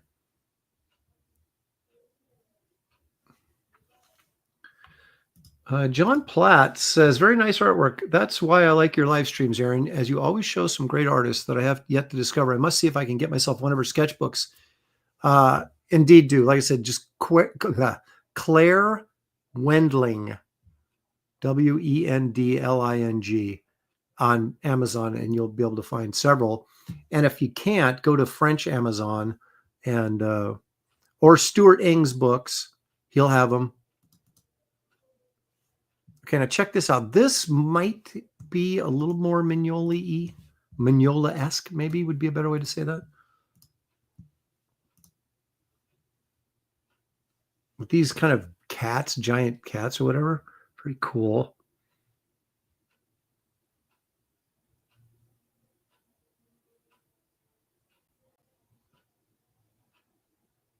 A very expressive artist. And that's always the difficult thing. You know, drawing well is one thing, but to have sort of acting and expressiveness in the artwork and the characters, that's a much harder thing. And it makes your work very appealing if you can get it. Look at this. This is a pencil drawing of like little mermaids on a fish, giant fish. I mean, like these faces here are very animation type style. But at the same time, look at the thickness and fullness of their hair. This fish is great.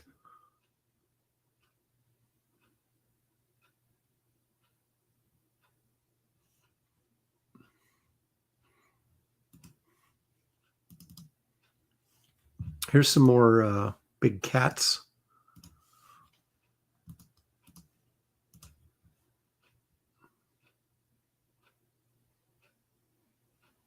I mean, stuff like this is so hard.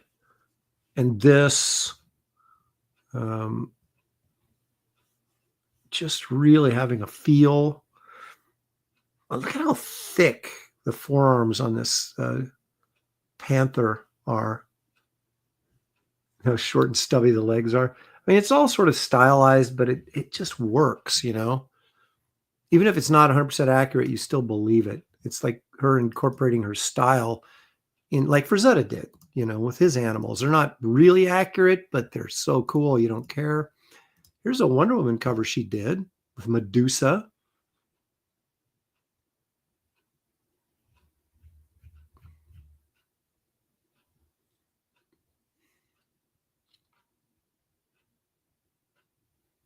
Wait a minute. The Finches worked on Wonder Woman 1? Was I asleep? Meredith Finch wrote it. David Finch drew it. Maybe it was just this one issue. Weird. I didn't even know that.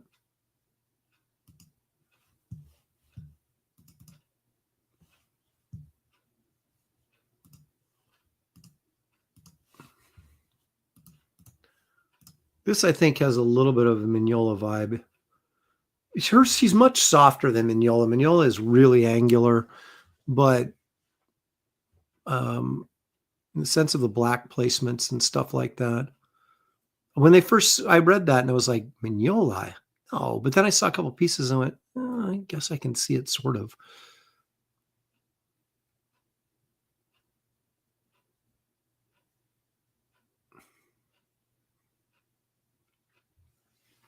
It's just really really nice monster design or weird creature design. It's a cool piece. It's like you got a naked girl on top of a giant goat monster thing. It's like just weird, but cool. All right, now take a look at this. This is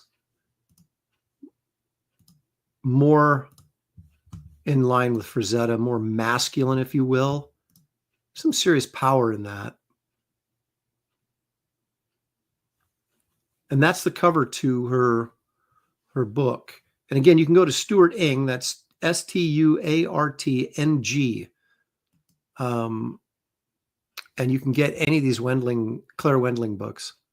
Like I said, I've got 3 or 4. And they're really, really great. I don't think they're that overly expensive, but definitely worth checking out. I thought I pulled a piece that I really, really, really looked like Mignola, but I can't find it in my. Let's see if I can find it real quick, kind of just to make my point. Where is it? Of course, now it came up like 100 times when I was, and now I can't find it. Of course, I wouldn't be able to find it because we're live right now and we're not in a hurry or anything. So,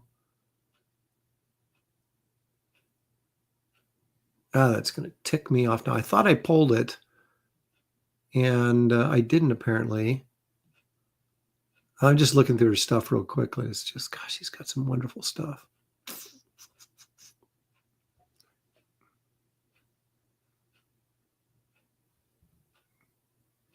Yeah, that's not it.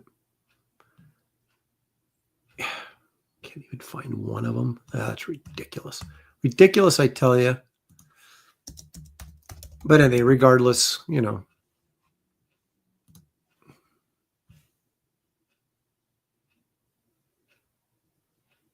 Okay, how about this?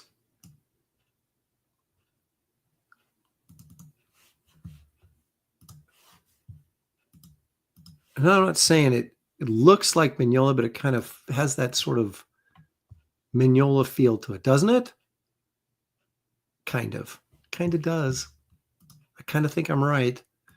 Not all of her work, but sometimes, because Mignola would never do that much kind of line work, soft line work, clearly, but it does have that kind of feel to it right there. Again, I think I'm not wrong in suggesting that it has a definite Mignola feel to it.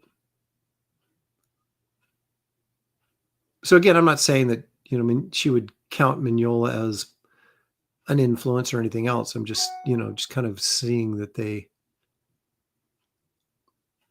every once in a while, they just kind of got a similar vibe. You know, it might be just the creepy, weird stuff like Mignola does might, you know, also lend to the comparison. Because these are the drawings I'm showing you right now are similar to ones that you might see Mignola do, right? Something like this, that heavy black in there.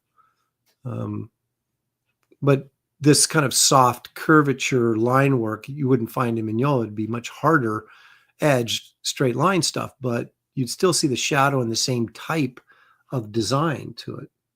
So, all right. There you go. That's Claire Wendling. Again, check her out at Stuart Ing's books, or you probably find some of that stuff on Amazon as well. All right. Well, as we get near the tail end of the show, we get into some wild stuff. And by wild, I mean in the wild, but also wild in terms of stretching your believability.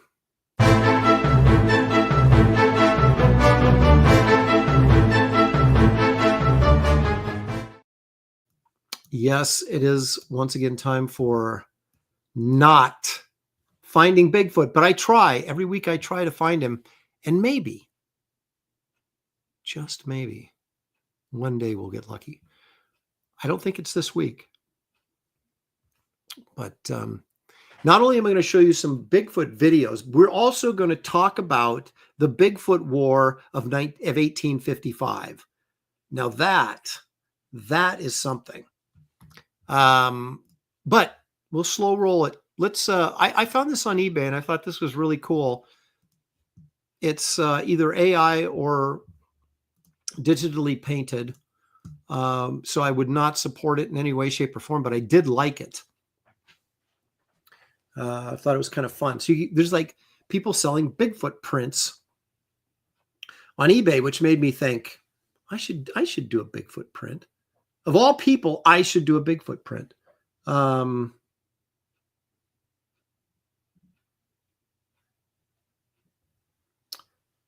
I really dig this piece. It just pains me to think if it's digitally painted, I'm okay. I can live with it. But if it's AI generated, I want to burn it to the ground. But whether it is or it looks pretty cool. Looks pretty cool. I mean, that's just, I don't know, I was throwing that out there. All right. So our first video is one I like to call Super Blurry Bigfoot. I know it's a shocker, but let's see what we got to serve up here first. The Serpy, the Serpy, the Super Blurry Bigfoot. Let's see here. Yeah, there he is. You see him right there? He's all pixelated and whatnot. Yeah, that's wow. Can make a got a lot of possibilities here.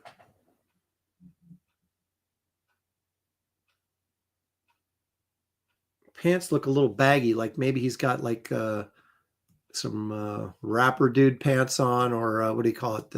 Breakdancing pants.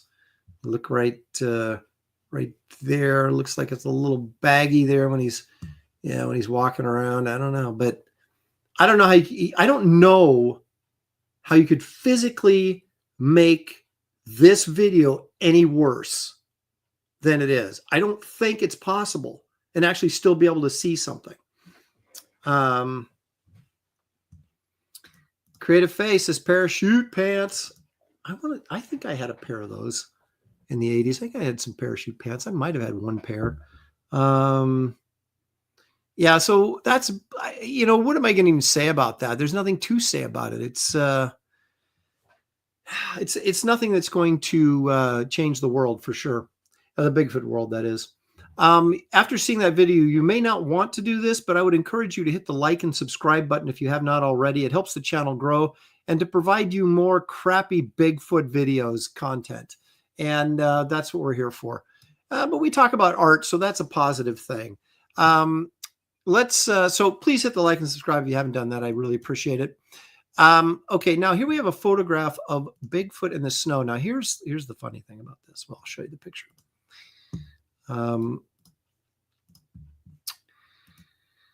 This picture, okay, so you've got the head right here. I don't know that there's a video, but it doesn't move, so I don't know but how advantageous this will be. Now, the funny thing about this photo, okay, so the guy's head would be up here, and yeah, there's the legs, there's his arm there. I found this on a guy, this guy right here, okay, he's from Washington.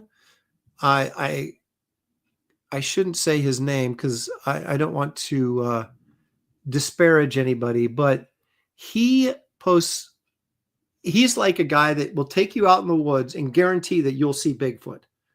And he has several videos of Bigfoot, and they look very different from what we would expect a Bigfoot that we've seen in the past to look like. And they're all fake. And so this guy purports to be a Bigfoot expert who's seen and tracked Bigfoot, and he has a couple of videos of his Bigfoot, like, in the face. He looks like an Ewok is what it looks like, and looking at you through the woods and all this kind of stuff. And like you said, he'll take you on a Bigfoot adventure and guarantee that you'll see Bigfoot because he knows where they live, kind of thing. So I think the guy is a big fake, but he's taking these photos and debunking them, which I thought was pretty funny. So here's this guy producing his own Bigfoot content, let's just say, and then debunking other people's. So it was,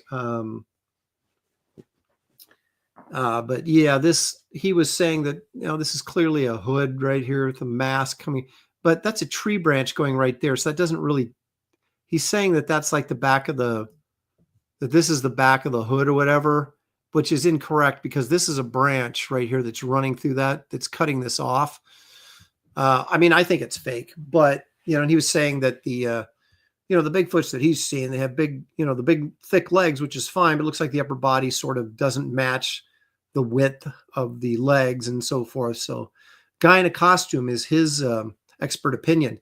My expert opinion is guy in a costume. I only had to look at it for about 5 seconds. So, but then I'm a more experienced cryptozoologist than a lot of people. So, of course, cryptozoology is a made-up degree, and so therefore I can make it up for myself and call myself that. Now, how about this? The funny thing about this one is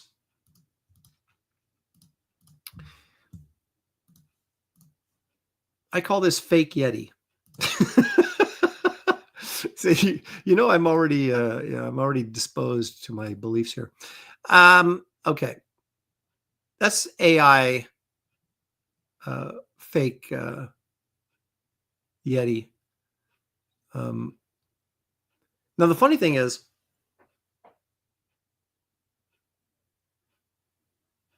they used the same headline for this video as they did for another video that's very similar, but it has a different Bigfoot lying in the snow where these guys are looking at it. So it's like apparently there's more than one Bigfoot or something. But I do like the fact they actually had him like breathing in it. But it's like, okay, so if they discovered this thing, it just apparently wasn't big enough to put on the news. They'd never made the rounds of news or scientific discovery, just these guys. That's why we call this fake video. And quite frankly, I don't even think it's that good of a fake video. Yeah, it looks more like a wampa. Sequential treasures. Why are they filming a stuffed animal? Well, what I think these guys, if you look like where is it? Right here. This really looks like it's just got it pasted in right there. And these guys are probably looking at something, but it ain't this. And then they put this in over the top of whatever these guys were actually looking at.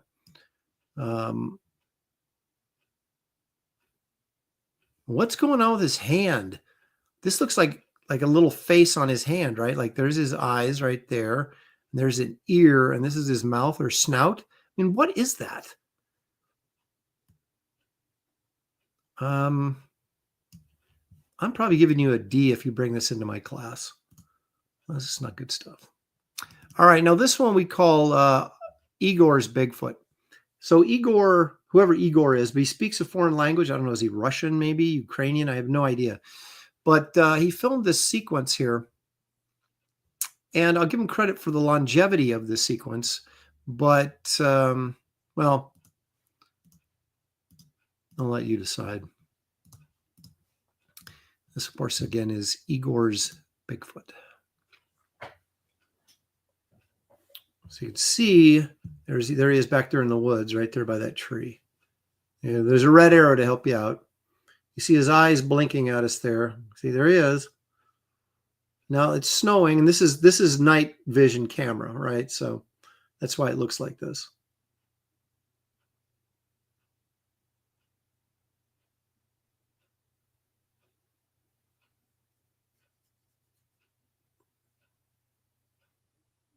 So Igor's not doing a great job of filming this, but we did get, we get to get some of it there. Yeah, there he is. Right there. There's his head right there, and his eyes, his glowing eyes. You see those? Now there's a second part to this where there we go. Now he's sitting in the field. Looks like he has a bra on, or a women's maybe a bikini top, swim top there. Snowy. Whoop! I love how they cut away just as he stands up. All right. Now that could have been. Let's look at this again right here. That could be Jerry Garcia from the Grateful Dead right there. Those are his glasses glowing. Don't you? I see that. He's got ears there, a beard. That definitely could be Jerry Garcia. So here he's crawling around on hands and knees, I guess. Now he's squatting. He definitely has a women's sports bra on or something. It's almost good when he stands up just for a second and then they cut away. Is that snow or are those bugs flying? It's snow. He's in a snowstorm, apparently. Right here where he stands up. Right there. Boom. Oh, cut away too fast. Let's. There. Okay. Now we're on to something. It's nothing good, but come on. There he is. Well, now it looks like he's got a little bit more to the outfit there.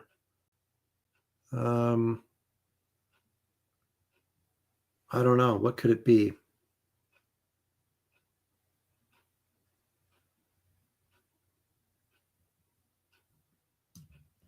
Creative Face says it's just Sergey after the night binge. Marcus Kilgore, I didn't know Bigfoot was a D cup. Was a touch of gray playing while he filmed it? I wonder. That's a good question. Now, this comes from a foreign source because he was speaking in a language I did not understand. But his name is Igor that filmed this for us. Leg Kick says it's called a man's ear, Aaron. Okay, I got to caught up on my Seinfeld references. Paul Taylor says, he says, I've been here since the beginning. I just fell asleep. Wow. Thanks, Paul. After all I've done for you. Yeah, so there we go. All right. Again, I'll let you make up your own mind about what you just saw. Now, here we go. Here is, which I think, well, definitely it's the best, it's the clearest photo or film of Bigfoot on today's show, and maybe the best we've ever had. So this is at least intriguing. But you guys tell me what you think.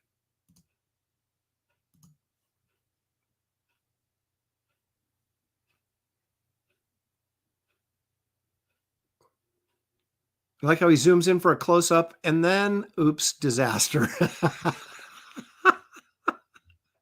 So, yeah, the question is, if you saw this, what would you do?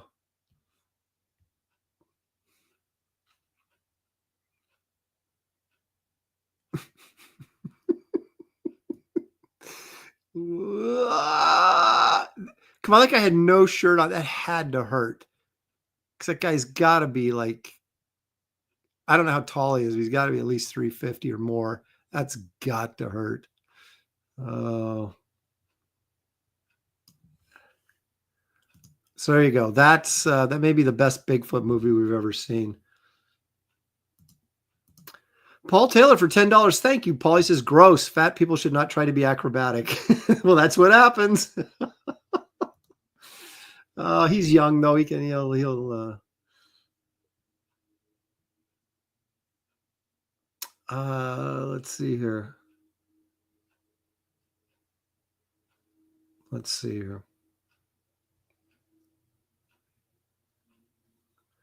Jack Elmy says Bigfoot never crosses the road.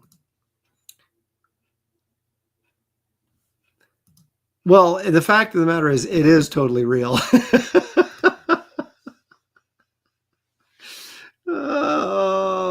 goodness. John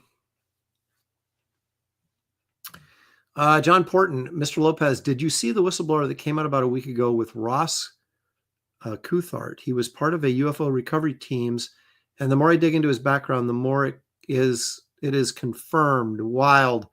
I don't believe in UFOs, so I'm gonna have to see some pretty compelling evidence. But I have not seen it yet, but I will take a look. Jack told me, tragically real. Oh, indeed it is. Let me now take you guys back in time, if I can, to 1855 in eastern Oklahoma. The Choctaw Indian tribe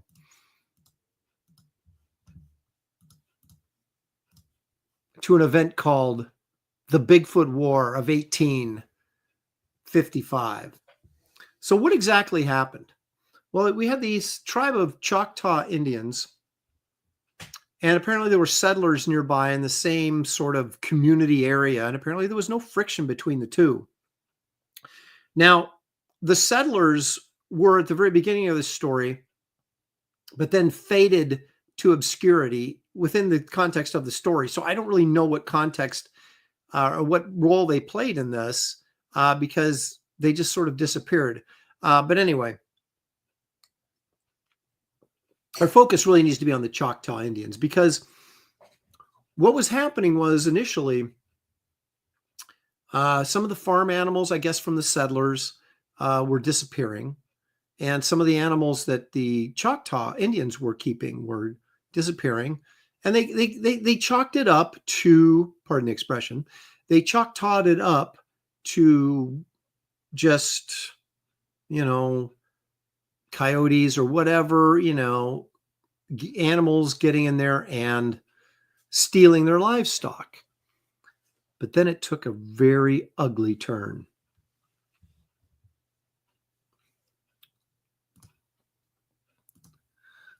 I do have some visual aids, but they're all pretty much the same, but keep it fresh. So as the legend goes, some of the Choctaw women and children started disappearing. Now, perhaps some of the settlers as well started disappearing. And that's when things got serious. So the Choctaw put together their elite warrior team. God, what were they called? The Tubbies? Something really not warrior sounding, but they were allegedly these 7-foot giants. They're mightiest warriors. And the chief went out looking for their missing women and children.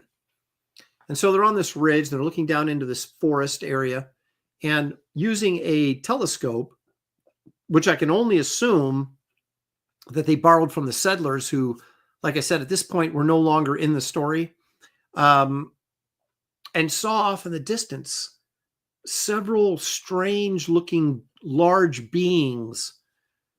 And the chief said, "That's our destination, boys. That is where we need to go." So with his warriors, they rode down into the woods.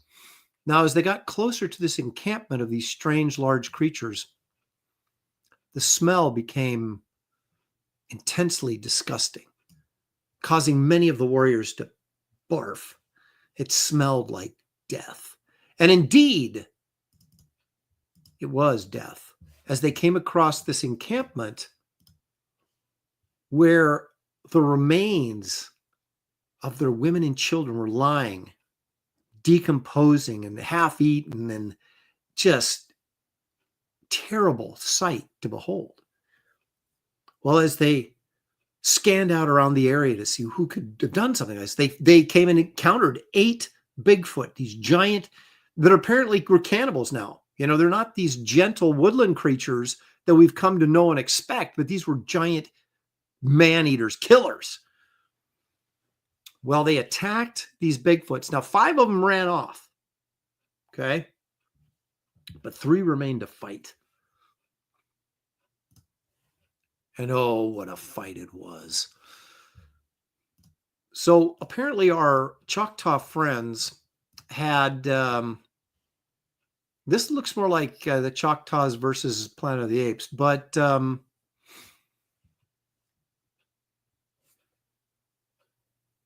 they had sabers, which maybe they got from the settlers. I don't know.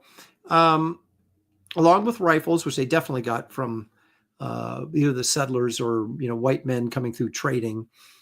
And they unleashed holy hell on these Bigfoot, slicing and dicing. Well, the chieftain was fighting this one, and the others were concentrating on these other two. And the chieftain had injured the Bigfoot, but he wouldn't go down. And he was distracted momentarily and turned to look. And that Bigfoot grabbed his head and ripped his head clean off his body, which that was like the rest of the warriors were like, this is serious now. So they got out their guns and just blasted these things into oblivion. So they killed all three of these Bigfoot and then took off after the 5 Bigfoot that were fleeing. They caught them, killed them, and then burned their bodies, and then went to find the remains of their loved ones and buried them as properly as they could. And so ended the Bigfoot War of 1855. Now, could it have really happened that way? Or is it just a tall tale? I'll tell you this. It'd make a heck of a movie, don't you think? The Bigfoot War of 1855, have the Choctaw warriors hunting down Bigfoots. Oh, I like it. I like it. Yeah, I guess I should have done it in Shatner's voice. You see, the Choctaw, they were giant warriors. And when they saw the Bigfoot, of course they were immediately frozen in their tracks. I gotta have a script. Unlike Shatner, I gotta have a script. But anyway, so there you go. That is the tale of the Bigfoot War of 1855, which I found to be quite remarkable. Could it be real? One only knows. But somehow we got that story. Somehow it went down through the generations to us right here, right now, on Aaron Live. Hit that like and subscribe button because you can't get horrifying content like this anywhere else. And so I appreciate you guys helping the channel grow by doing that. Please let me remind you also, folks, that there is links in the description of this video that'll take you, number 1, to my campaign, Wraith of God 3, Fear Hollow, which is the 3rd Wraith of God graphic novel.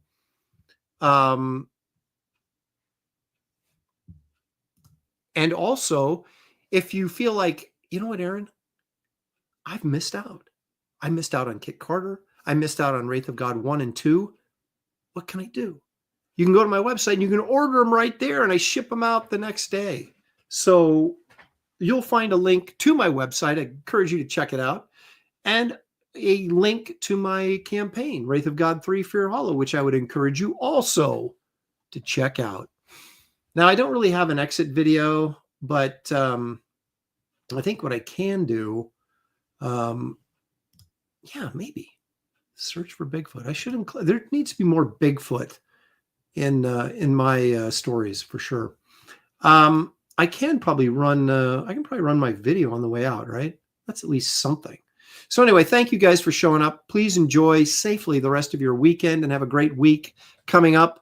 Join us for Graybeards on Wednesday at 2 o'clock, where I don't know what we'll be drawing, but I'll be putting it a link, or pardon me, a poll in Twitter to give you guys an opportunity to vote on what you'd like to see out of the categories that you're given to choose from. And I'll make sure I have a full crew there next week. Not sure exactly who it's going to be, but it'll be somebody.